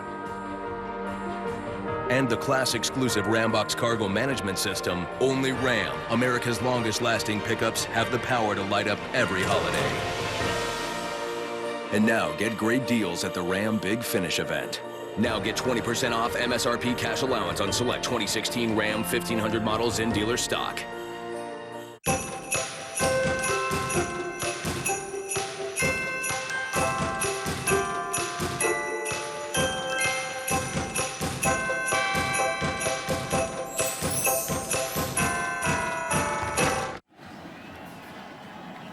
(48-14), Idaho trying to win their 9th game of the season to tie a school record for victories in a year. And part of the reason is this drive chart. How about their last 8 drives? Their only hiccup was the 6th drive of those 8 drives. I don't know what happened there. 5 plays, 23 yards, had to punt it. I guess they want to get everybody involved. Everybody's getting cold over there. Want to get the special teams unit out there. It has just been an impressive run by the Vandals offensively. When you look at the total numbers, 500 yards of offense for Idaho, 281 for Colorado State. Line drive kick. And another slip. Well, after we wrap up here, stick around for Sports Center at Night with Lisa Kearney and John Anderson. They'll have all the highlights from our game as well as updates and a full breakdown of the Giants-Eagles game when it goes final. The NBA, NHL, college hoops, NFL news, and everything else you can think of. Sports Center at Night next on ESPN, also streaming live on ESPN app and watch ESPN. You know, the blue turf was installed back in 1986. They're about to spend $750,000 on green turf, replace the old turf. That's too bad. It's and they decided to say, you know what, if we're going to spend that kind of money, let's do something a little different. Let's think out of the box. And they went with the blue. Here's a good run by Alan Dawkins. Dawkins now 14 more yards. Dalen with a big game today, kind of quietly. Dalen's put together a nice evening, 84 yards on 14 carries. Started the game strong, a couple of nice runs. Stevens up top, wide open. Olabisi Johnson will take it to the end zone. 73 yards. There are no flags. His second touchdown grab of the night. How about 4 catches for 195 yards? Nothing magical about this one. Watch Johnson. He's just going to run the go route. Not ready. You see there, looking in the backfield, DJ Hampton. He's been on Johnson all game long. And every big pass that Colorado State has hit has been against DJ Hampton for the Vandals.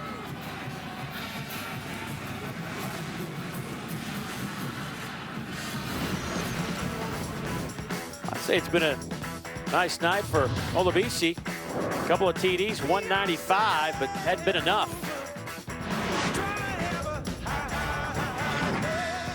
Hello, I'm an Idaho potato farmer, and I finally found our big Idaho potato truck. It's been touring the country telling folks about our heart-healthy Idaho potatoes, America's favorite potatoes, and donating to local charities along the way. But now, it's finally back home where it belongs. Aw, man. Hey, wait up! Where you going? Here we go again. Your insurance company won't replace the full value of your totaled new car. The guy says, you picked the wrong insurance plan. No, I picked the wrong insurance company. With new car replacement, we'll replace the full value of your car, plus depreciation. Liberty Mutual Insurance. With class-exclusive four-corner air suspension for a smooth, controlled, level ride. And the class-exclusive Rambox cargo management system, only Ram, America's longest-lasting pickups, have the power to light up every holiday. And now, get great deals at the Ram Big Finish event. Now get 20% off MSRP cash allowance on select 2016 Ram 1500 models in dealer stock. You are my best friend, my true love. Together, we shine twice as bright. The Ever Us Two-Stone Collection. Forevermark. A diamond is forever. Find a jeweler at forevermark.com. It's time for some straight talk. Most wireless companies offer no contract plans, but getting a new phone usually means getting locked into a contract. There's a better way. With new Straight Talk Plus, get a Samsung Galaxy S7 for as low as $31 a month, no contract. Cancel anytime, no penalties. It's time to ask yourself, why haven't I switched? Add our unlimited plan on America's largest, most dependable 4G LTE networks. New Straight Talk Plus, only at Walmart. The famous Idaho Potato Bowl, brought to you by Famous Idaho Potatoes and Liberty Mutual Insurance. Liberty stands with you. Got a little bowling competition in this week between the Vandals and the Rams, and it got a little intense. As intense as bowling can get, anyway. Any sport where you can eat while participating. All I know is so we intense. had a little team get together last year in Tuscaloosa at Bama Bowl. It got a little intense. It did, but not from a scoring standpoint. No, it did not. 48-21 our tally at the famous Idaho Potato Bowl.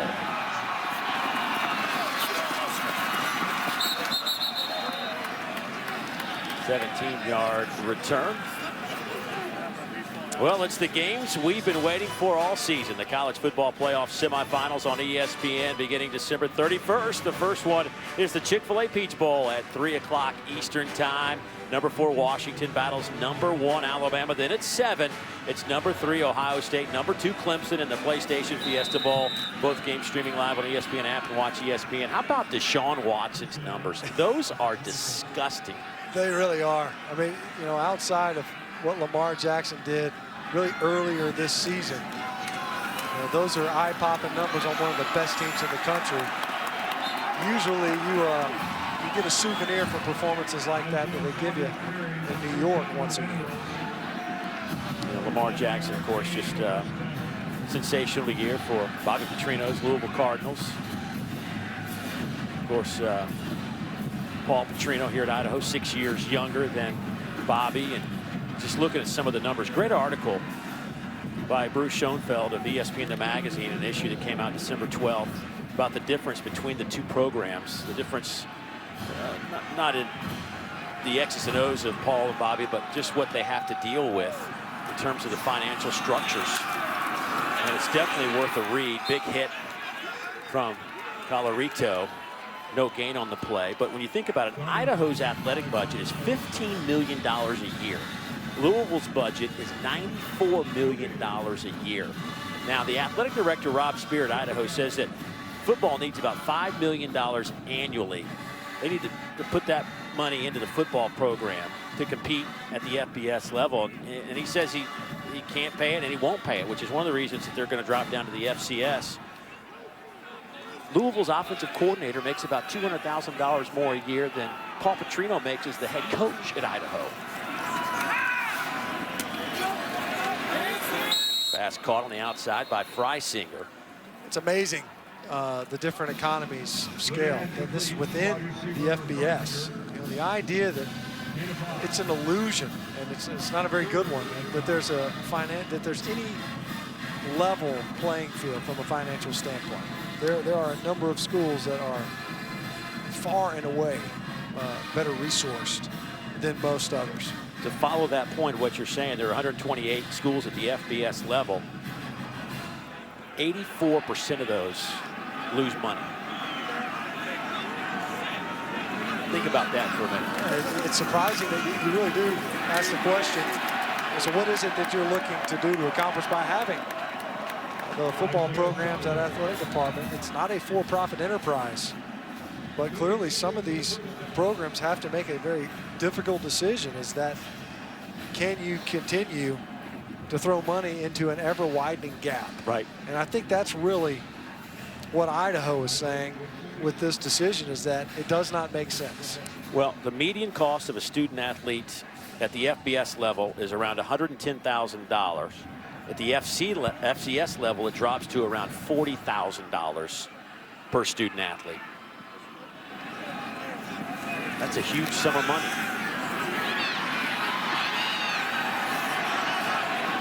Linehan. What a catch! No way. Jordan Freisinger, one-handed catch. Flag comes out. Touchdown, Idaho. Pass interference. Defense. Number 17. Penalty is declined. Result of the play. Touchdown. Unbelievable. Start cutting up this highlight. This is a top tenner right here. Look at this ball from Linehan. Working against Shun Johnson.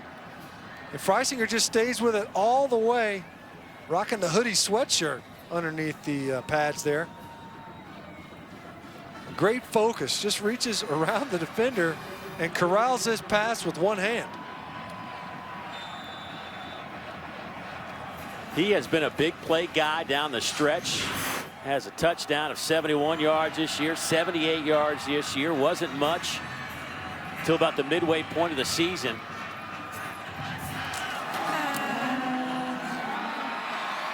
Point after is up and good. Linehan now. Talk about some numbers. 21 to 31, 381, 4 touchdowns. And getting some help from his guys on the outside like Jordan Freisinger, the senior out of Corning, New York, who a year ago played a little offense, played a little defense, was on special teams. They didn't know really what to do with the guy. Well, this is not a bad idea. Throw the ball downfield. Yeah. You know what, if you're gonna, it's one of those things, if you're gonna foul him hard. You got the PI. And Freisinger reaching around your back and catching that football with a frozen forearm. On an ice rink, nonetheless. On an ice rink. The fact that he didn't slip is probably the most impressive aspect of that entire play. You know, he was a guy in high school in New York that was one of the better players in the state. Ran for 3,900 yards with 74 touchdowns in his high school career. And over his career, he averaged over 11 yards per carry. The guy was just a machine, but he got to Idaho, and they didn't know really what to do. He also played defense in high school, but found a home at wide receiver. And the second half of this season, he has really been a factor catching the football.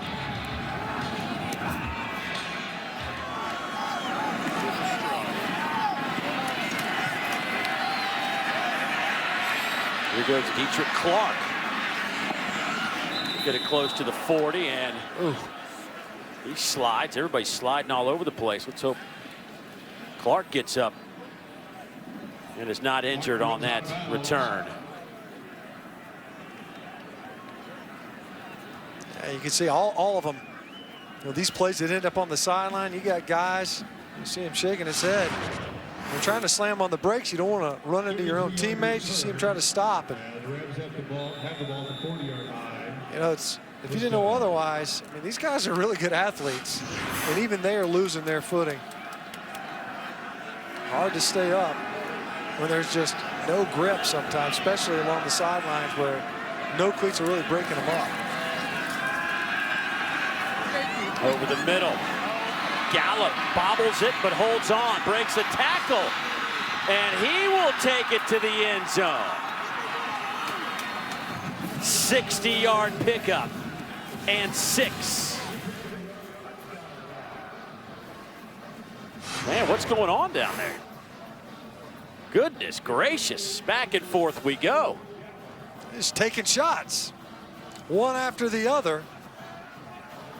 And this is what most anticipated. I know we certainly did coming into this game from the Colorado State offense, getting that ball to Michael Gallup, and he shows the type of playmaker that he can be. Strong hands, really strong lower body, a guy that can stay on his feet and run through tackles after the catch. Hasn't been able to showcase it much here tonight.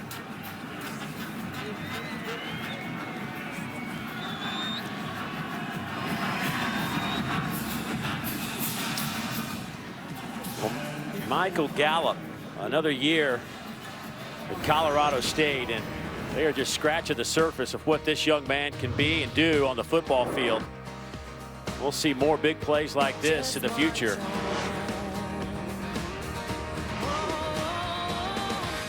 Western Michigan, Wisconsin, January 2nd at 1 on ESPN. The whole process of buying a home, it was terrifying. We didn't know if it was even something that we could plausibly do. But having this estimate in which they kind of calculate out what the approximate value of that house maybe should be, it took all that kind of scary risk away. I can't tell you how much happier we are having a place of our own. Whatever home means to you, we'll help you find it. Zillow. Ace is the place with the helpful hardware, folks. Usually Santa fills the stockings, but right now you do. And just about anything that fits is 20% off. Ace is the place where you're excited to get a sock for Christmas. Oh, let me get that for you. Thank you. You're welcome.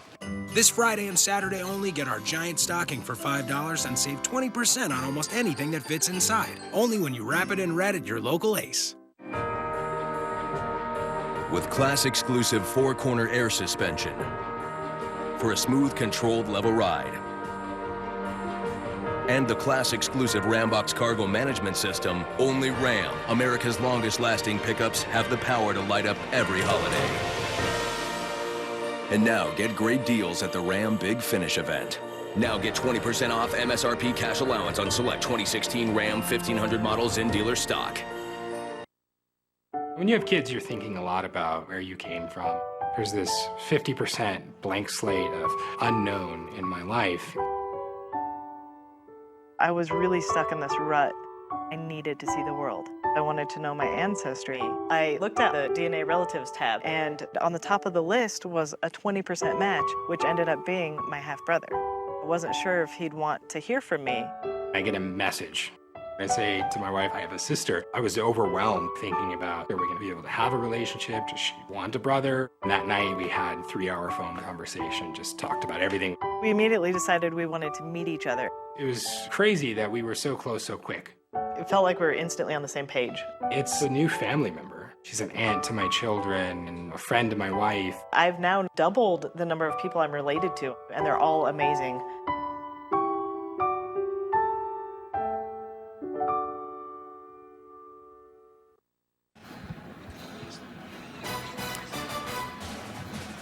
It is a cool night downtown Boise.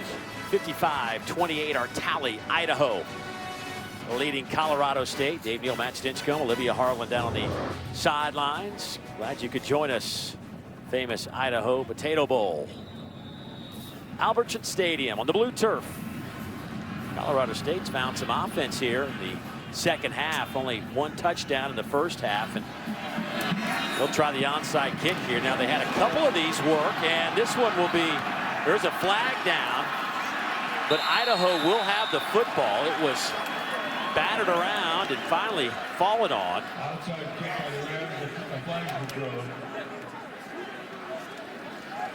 It looked like that ball was going to take the perfect hop. Unger came up with the football. Thought Jordan Vaden had a shot at it, number 11. Offside, kicking team, number 11.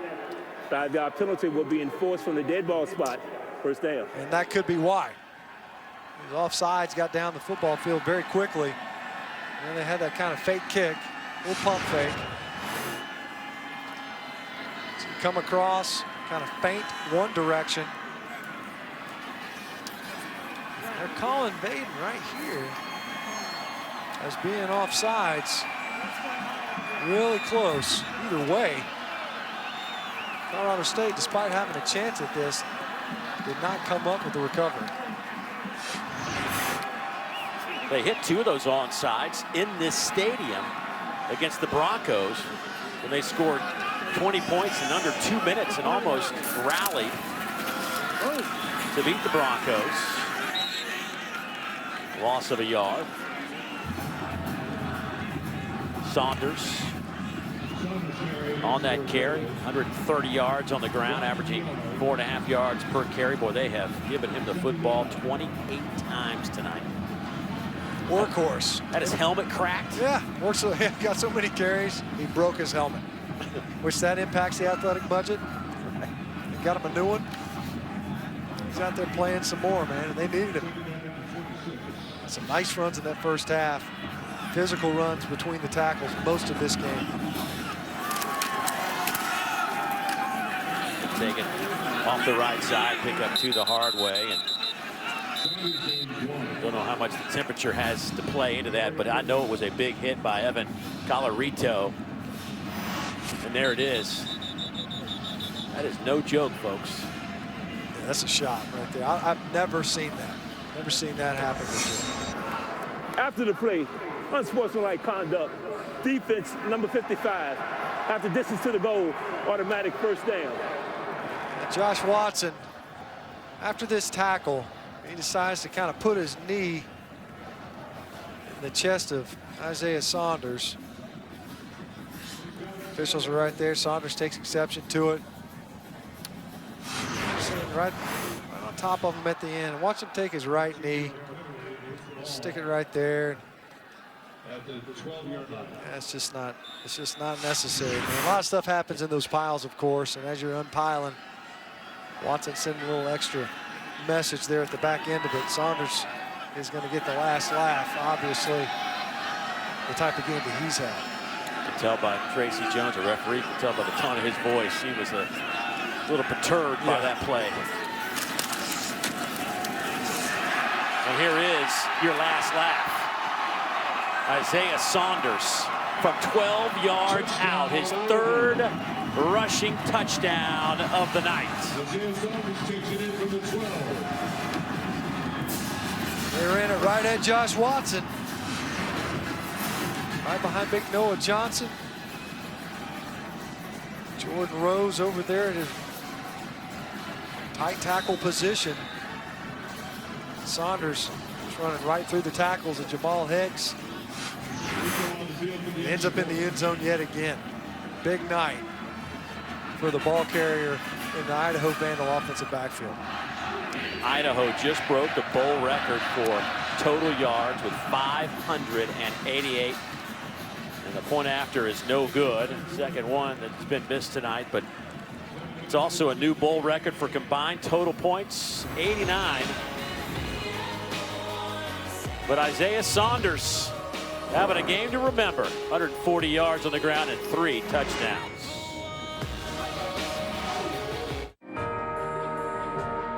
With class-exclusive 4-corner air suspension for a smooth, controlled, level ride. And the class-exclusive Rambox cargo management system, only Ram, America's longest-lasting pickups, have the power to light up every holiday. And now get great deals at the Ram Big Finish event. Now get 20% off MSRP cash allowance on select 2016 Ram 1500 models in dealer stock. When I'm with you, the rest of the world fades away. So I got you something that stands out as beautifully as you do. Levion at Jared. Jared works directly with Levion designers to bring you more exclusive pieces than any other jewelry store in the world, like the Levion Ombre Bracelet featuring Levion chocolate diamonds. The one gift as unique as she is at the only store to find it. That's why he went to This Christmas, Corey got recruited by a football team. It ain't gonna get him nowhere. when life divides us. Hey, but two men ever played baseball good as you. And what did it ever get me? Hauling other people's garbage. Family unites us. I know you and your daddy ain't seen eye to eye, but I do know he wanted you to be everything he was. Rolling Stone raves Fences as one of the best films of the year. How come you ain't never liked me? Now, don't you worry about whether somebody like you. You best be making sure that they're doing right by you. Fences, rated PG-13, Christmas Day. Steakhouses and parsley have gone together forever. But from the looks of Taco Bell's new steakhouse burrito and steakhouse nachos, drenched in zesty, indulgent queso, parsley's no longer wanted. If you could only hear its pain. But you can't, because parsley can't talk. Just like I can't play piano. Everything you love about the steakhouse, nothing you don't. The new steakhouse burrito and steakhouse nachos, only at Taco Bell.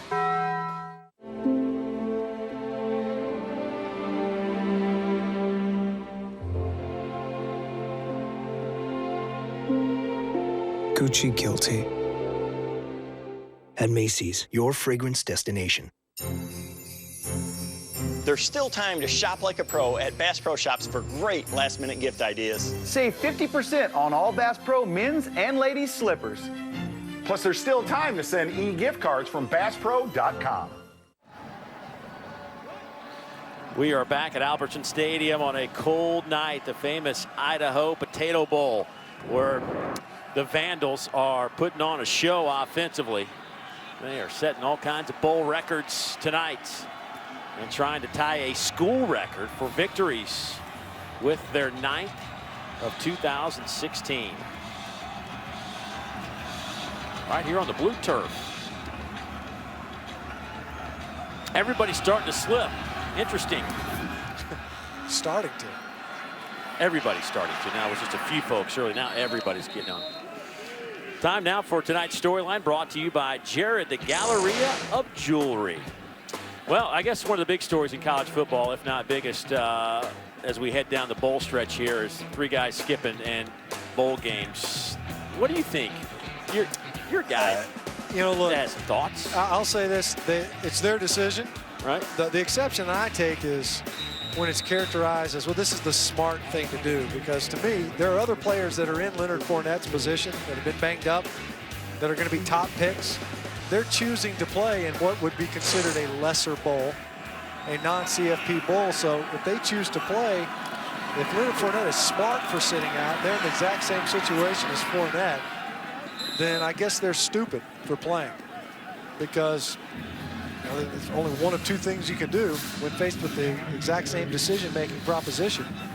If it's smart to sit, then it must be dumb to play. So, I take exception to the characterization, oh, it's smart. I would say that it's safe, but I don't know that I want to say it's smart.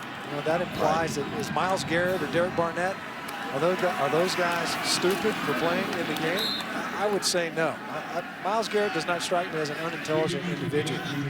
I think he understands the potential ramifications of what could or could not and likely won't happen in that game. And then you look at, I've heard the Jalen Smith situation from a year ago, obviously, an injury in a bowl game cost him a draft status, drops to the 2nd round. And that's been invoked a number of different times in regards to these decisions. Jalen Smith himself has said, if I had to go back, I'd play the game. No regrets. Marcus Lattimore, same thing. I'd play in the game. Those are their personal decisions. I don't think those guys are dumb. So that's kind of where, with this whole conversation around Leonard Fournette, Christian McCaffrey, Shock Linwood, can you justify that decision and label it as smart? I don't think that you can justify it that way. Why don't you just say that it's their own personal decision? I think it's safe.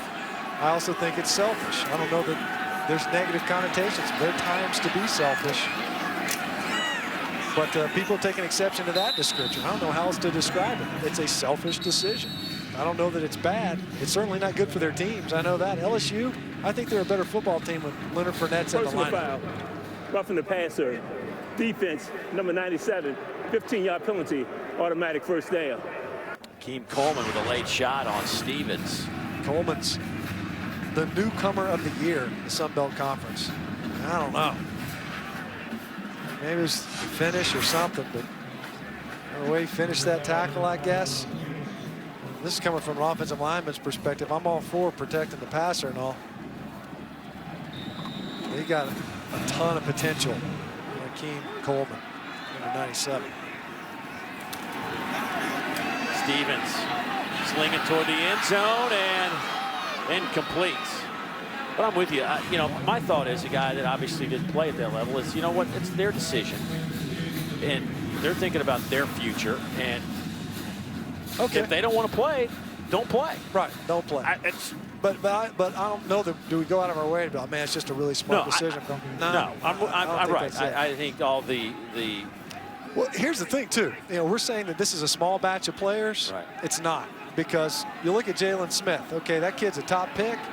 He dropped to the second round, signed a contract that's worth several $million. So if you're a second, third round guy, a fringe guy, and you have that same injury, you might not even get drafted after that.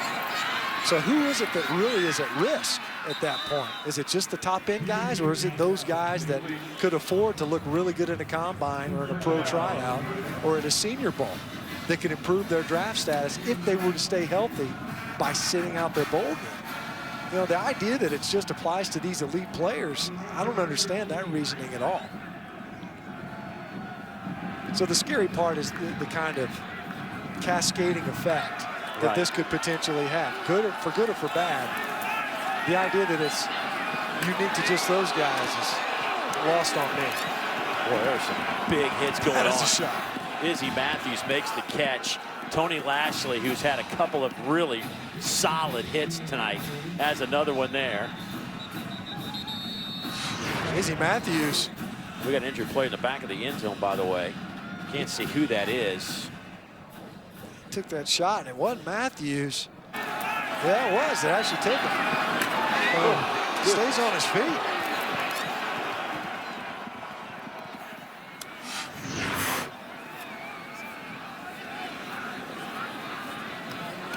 Can't see who that is in the back of it. Is that? I think that we've seen some plays that were. It's Ruiz back there. Yeah, who slips and looks like that left leg buckled.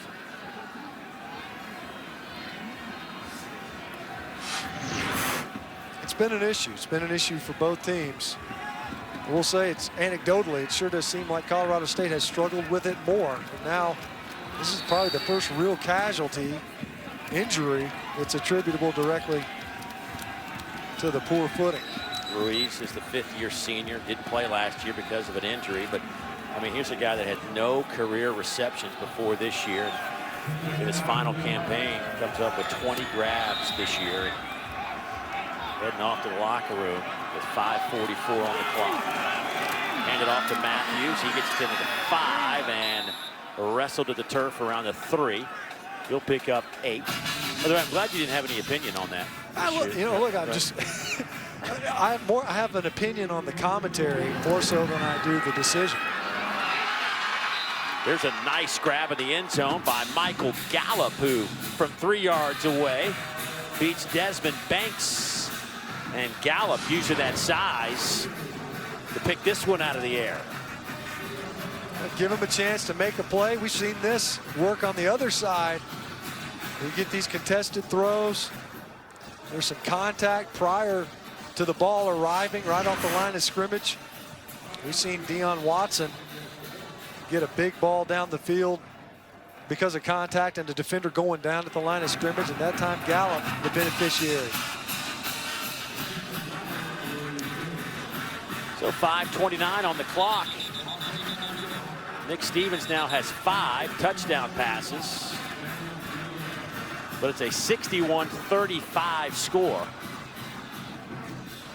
And the offense took a while to get cranked up for Colorado State, but 21 points here in the fourth quarter.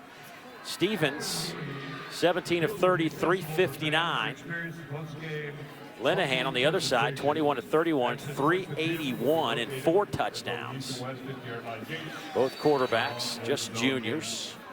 They will return, and tell you what, a lot of skill coming back for Colorado State. Now they're going to have to rebuild that O-line, but there is some skill. They'll get some guys back up front, obviously. Zach Goldich is one of their better football players. They've been pleased with his performance all season long. Jake Bennett, their leader at center, and Trey Moxley, who's kind of rotated in, hasn't rotated this game. We've seen him in some short yard scenarios, but he's got some playing experience as well. Looks like the Rams will once again try to steal a possession to get the ball.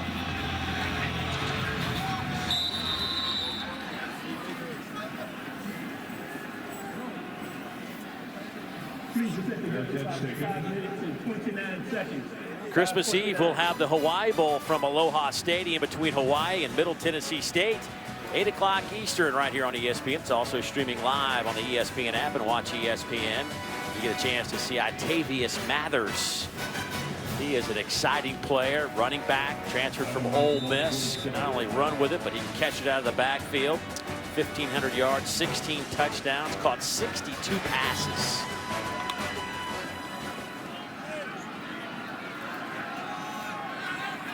First down and 10 for Idaho. The 47. 588 yards of offense, but a loose football. It's dropped on the blue turf. Colorado State says they have it.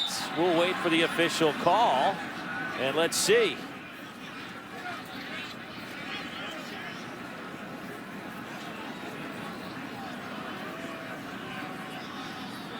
It'll be Idaho football. Boy, those last 30 seconds, there's a real fight going on. That ball just came right out of Linehan's hands as he turned to hand it off to Isaiah Saunders. A little bit surprised, as much work as Saunders has gotten in this game, that there aren't some others that are getting some touches. Look at a 26-point ball game under 5 minutes, and a guy that has seen quite a bit of work over the course of this football game.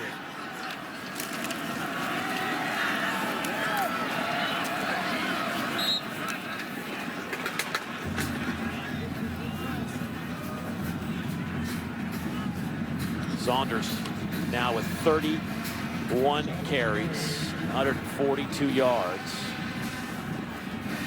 I know you're kind of working your way to your 4-minute offense, trying to just salt this football game away, shorten the game.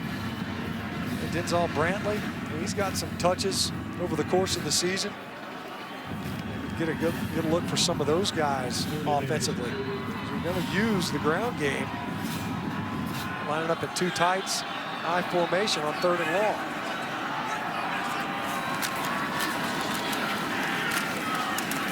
On 3rd down and 8, only about a couple of yards. Watson comes up to make the hit. He now has double-figure tackles with 10. There've been those two guys right there, Linehan and Saunders. Tremendous games. Linehan's kept some plays alive with his legs, but we've seen Saunders really pound it between the tackles. He's popped up a couple of nice runs, but he's earned his yardage, that's for sure. The big boys up front, they've done a good job as well. Versus this Colorado State defense, wasn't at full force coming into the game and was whittled down over the course of the game. Some of that's a function of the play of this Vandal offense, sustaining long drives, getting their ground game going. What really ignited it, though, were some downfield shots in the passing game. Got them down in the red zone, and then that man, number 21, able to power his way into the end zone time and time again. Well, out of Elk Grove, California, the sophomore has had a huge, huge night. Just did a good job, I thought, not just as a power runner, but setting up his blocks and allowing things to get established. Of course, he has more than taken his share of punishment, as has his equipment. And they got him a new set of headgear to put on. And he was still able to pile up some more yards on the ground. It's been a strong compliment. You see him holding his back, trying to carry this football team. He hasn't been alone. The 33 rushes That's pretty active, that's for sure, in the ground game. 3 different times ended up in the end zone.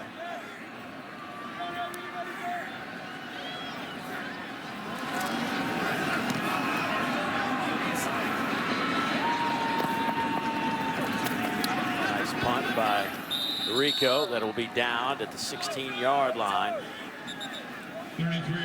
Hey, following the game, be sure to tune into ESPN3 post-game trophy ceremony presented by Capital One. This is the 8th meeting between these two teams, Colorado State and Idaho. Colorado State leads the series 4-3. Last time they met each other was back in 2010. Colorado State won a thriller 36-34. This one not as thrilling, but a ton of points. Over 1,000 yards of offense. That one is batted in the air and incomplete. 2nd down and 10 coming up. Trying to set up that tunnel screen. Get the ball to Dietrich Clark. He's taken one of those to the house. Scored versus San Diego State. That very play. A little surprised we maybe didn't see a little bit more of that in the screen game. Try to jumpstart the offense, especially on this slick turf. Hard for defensive linemen to redirect, get downfield underneath some of those screens. They'll go with Dawkins, and he'll have it out to the 30, but a flag comes in.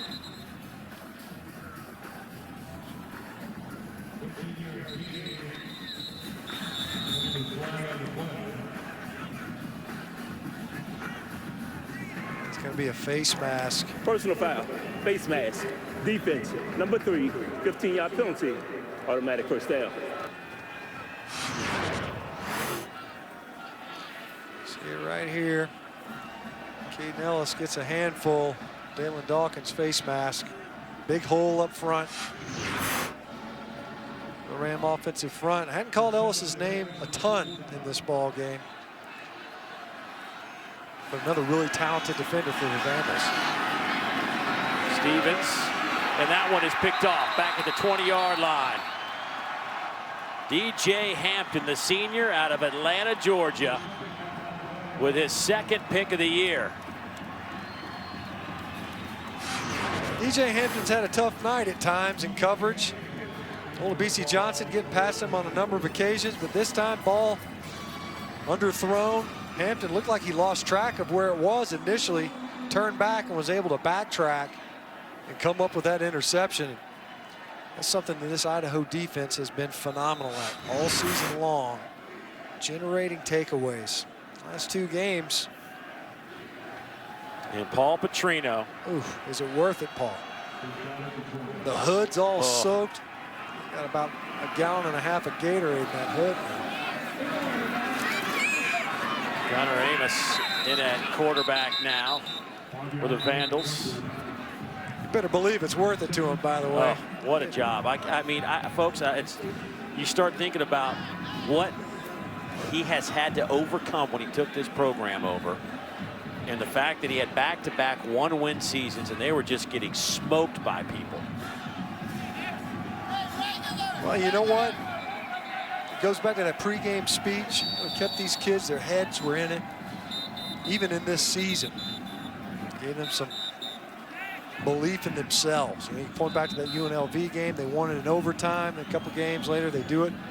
Walk-off field goal versus Louisiana Monroe. And then they got on a run. And it starts with the head coach, and he set that tone.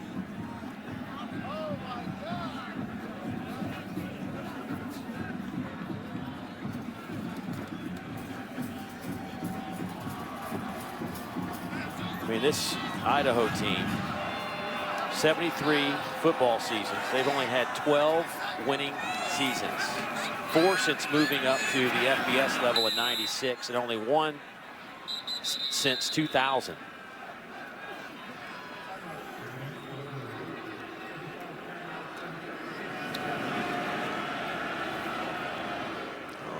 You go ahead and add the bowl record as well. Batting 1,000 now, only 3 of them. Well, they're going to be undefeated in the postseason. And now for tonight's player of the game, brought to you by Capital One.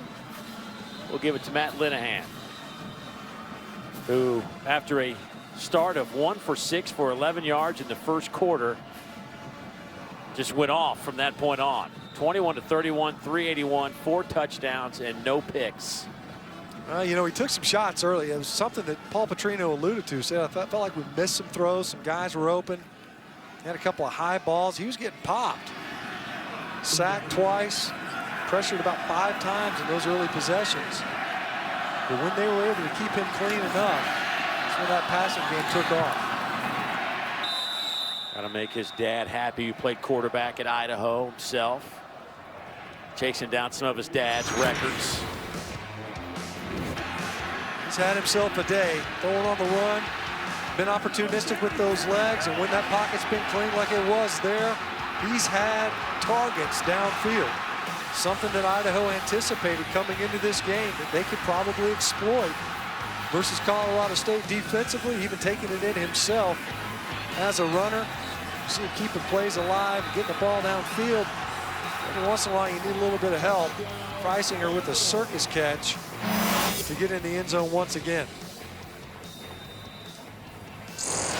Well, of course, it is a family affair for the Linehans. His father was a quarterback. He didn't play from 82 to 97, by the way. That'd be a really long career as the Idaho. Very impressive. Right. A couple of medical red shirts in there. Probably had his doctorate by the time he was. His uncles, of course, played at Idaho. Longest college career in history. That would be close to mine at Florida State, except I didn't play football. Professor Dave Neal. Right. I'd like to see the statistics from a decade and a half worth of ball. Right. He's got to have some records. Of course, his dad, Scott, the OC at Dallas, former head coach at St. Louis with the Rams. His name's been bannered about as possibly a candidate to take over the Rams in LA. Round 2. Yeah, you know, it's after the year that Dallas has had offensively. Got a couple of rookies.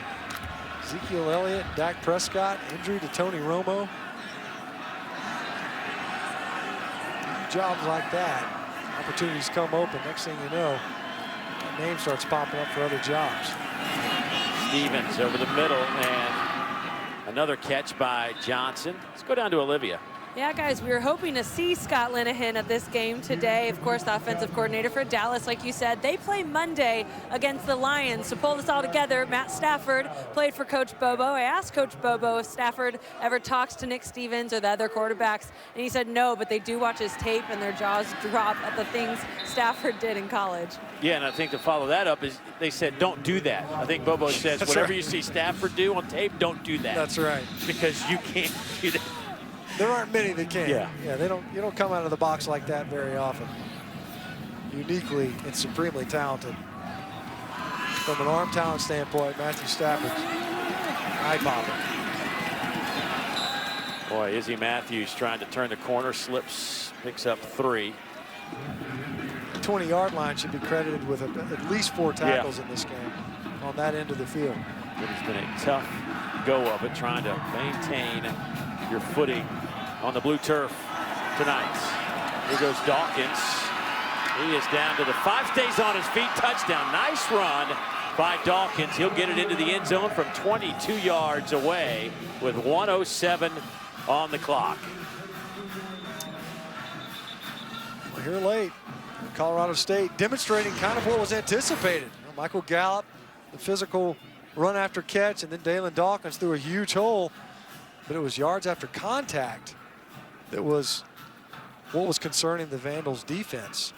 They were worried that maybe tackling would be an issue. Hadn't played a game in a couple of weeks. Get rusty versus teams that are committed to the run. Never really got going on the ground today for Colorado State. But Dawkins finally able to get in the end zone himself. And another injured player on the field for Idaho. Jason Jordan.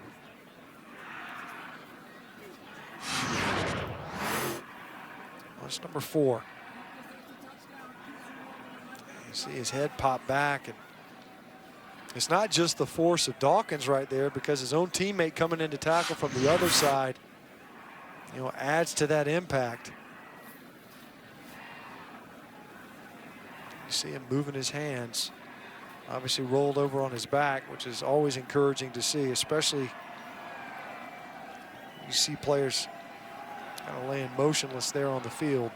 There's a collective holding of the breath. It doesn't matter what color jersey you have on. Everybody becomes concerned. Good to see him sitting up after a collision like that.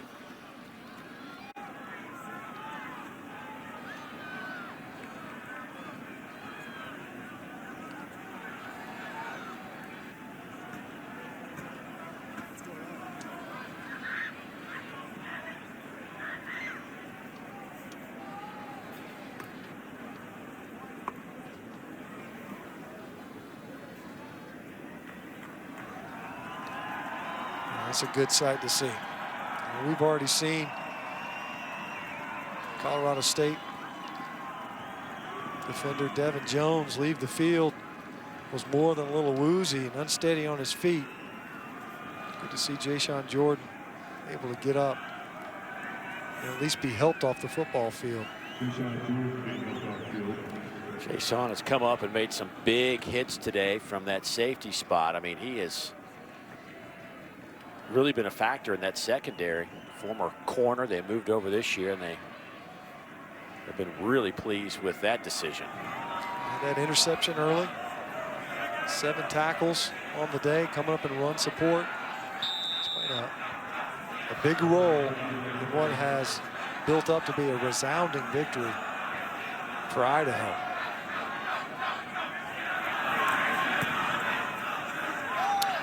Well, the point after is up and good and makes it a 61-42 contest. Just 67 seconds remaining in this 2016 version of the famous Idaho Potato Bowl. And for Idaho, they are trying to cap off a remarkable run here in the 2016 season. And so many questions next year for Paul Petrino. And you know, let's be honest. I mean, his name is going to be out there for what he's done at Idaho. His name will be out there as certainly a candidate for a lot of jobs. I know it came up a couple of job opportunities this past season. You know, even people talked about him as maybe, you know, why doesn't he go be an offensive coordinator with all the kind of money that's being thrown around for those jobs? But, you know, to him, he wants to be a head coach. Right. It's in his blood. His dad, longtime head coach at the NAIA level at Carroll College, won a bunch of national championships, and that's his calling, and that's what he wants to be. He doesn't want to go back and be an OC. So what does he do? You know, I mean, there's so many questions that he's going to deal with, but you got to feel for what he's done with this program. It's just been remarkable to take this Idaho Vandal team that just 2013 and 14 had 1 win each season. And last year picked up 4, and this year they're going to win 9 ball games. It's really impressive to be able to get that done. You know, it wasn't just on the field issues, of course. You mentioned it was GPA issues. You know, that academically, the program was not in a good place. It wasn't just to improve on the football field, but in the classroom as well.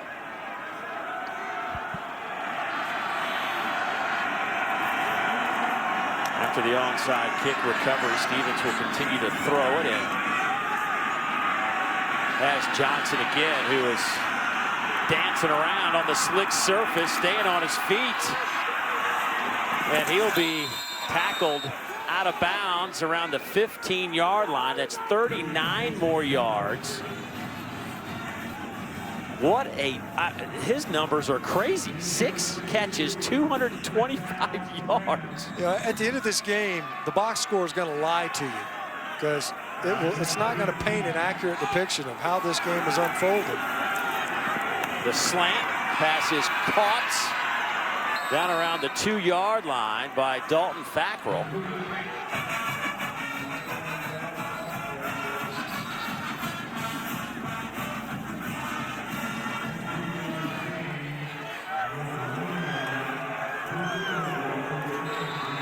be first and goal for Colorado State. Stevens will throw, and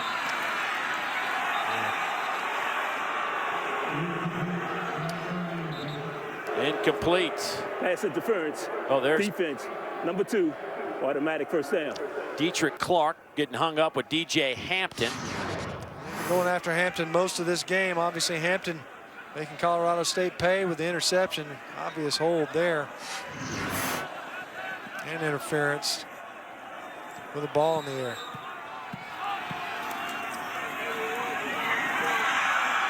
I would say easy touchdown, but nothing's easy on this slick surface. Izzy Matthews falls, and boy, it looks like he hurt his left arm on that one. He'll take the touchdown, and he's already bloodied. But boy, it's almost, I mean, it's getting to the point where it's almost unsafe. Yeah. I mean, you've seen it, you wouldn't think it to look at it. And I don't know what you do about it, but you know, here's Izzy Matthews untouched. This is a walk-in touchdown. And he's just trying to stop and can't. Goodness. And we've already seen, you know, Isaiah Saunders, same type of scenario, opposite end zone. A couple different instances where guys are going out of bounds. The playing surface is suspect. Stevens trying to go for 2 here. Will throw to the end zone, and that one is caught by Olabisi Johnson, who is having a game for the ages. And it makes it an 11-point game. So you're back to a 2-possession game with 29 seconds left. And this is eerily similar to what they did to Boise State. And they came up just short against the Broncos. Johnson now 7 grabs, 265 yards, a couple of touchdowns. The receiving yardage is a bowl record.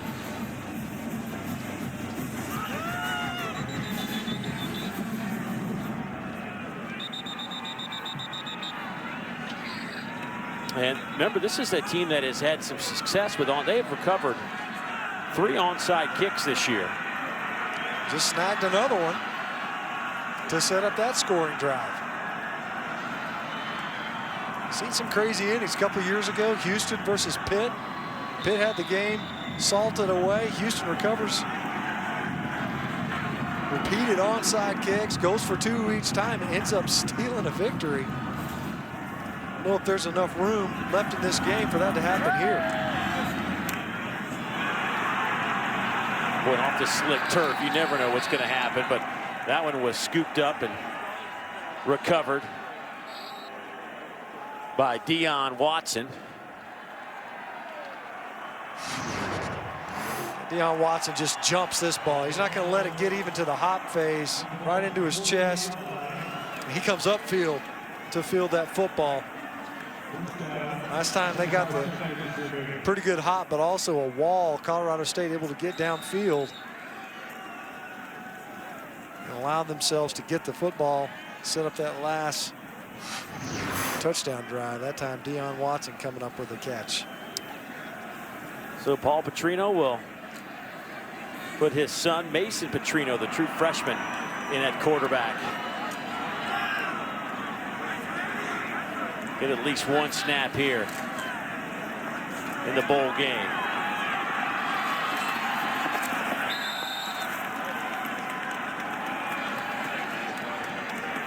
So Mason, who has played a few games this year, getting a snap. And what a job by Paul Petrino and the Idaho Vandals. They will tie a school record with 9 victories in their first bowl game since 2009, capping off a fantastic season for Colorado State. They will finish up at 7-6 as they wrap up 4 straight bowl games, 2nd straight under Mike Bobo. 61-50 the final score. Over 1,200 yards of offense, 111 points. For Matt Stinchcomb, Olivia Harlan, I'm Dave Neal saying so long from Boise, Idaho. Sports Center is next. So long, everybody. 111 points after a scoreless first quarter. Spuds for all. Hello, late nighters. Thanks for hanging out with us. I'm Lisa Kearney. He is John Anderson. This is Sports Center, and we begin with hoops, where the best offense got to just kind of toy with the worst defense. How'd that go, J.A.? Well, as expected, just eventually. Warriors did not shoot it great against the Nets, but they made up for it by shooting a lot. Golden State basketball night, we love that. Do I hear 26-4? It's the Dubs and the Nets, who were more like the Drubs, or so they were supposed to be, except they jumped out to a 16-point halftime lead. Warriors 0-3 this season when trailing by double digits at intermission. So we come out to start the third, 65-49, and the Warriors were like, there'll be no more of that. Steph Curry, Kevin Durant, and he just goes right at Brook Lopez. Not really a dunk, kind of that Blake Griffin throwdown, but it still counts for 2 and the foul. Warriors down 65-59. Curry drives, finds Pachulia, extra pass, eventually comes back to him, 65-62. By the way, the Warriors and Cavs, ABC, Christmas Day 2:30. Warriors down 4, Klay Thompson from the wing, and one more time.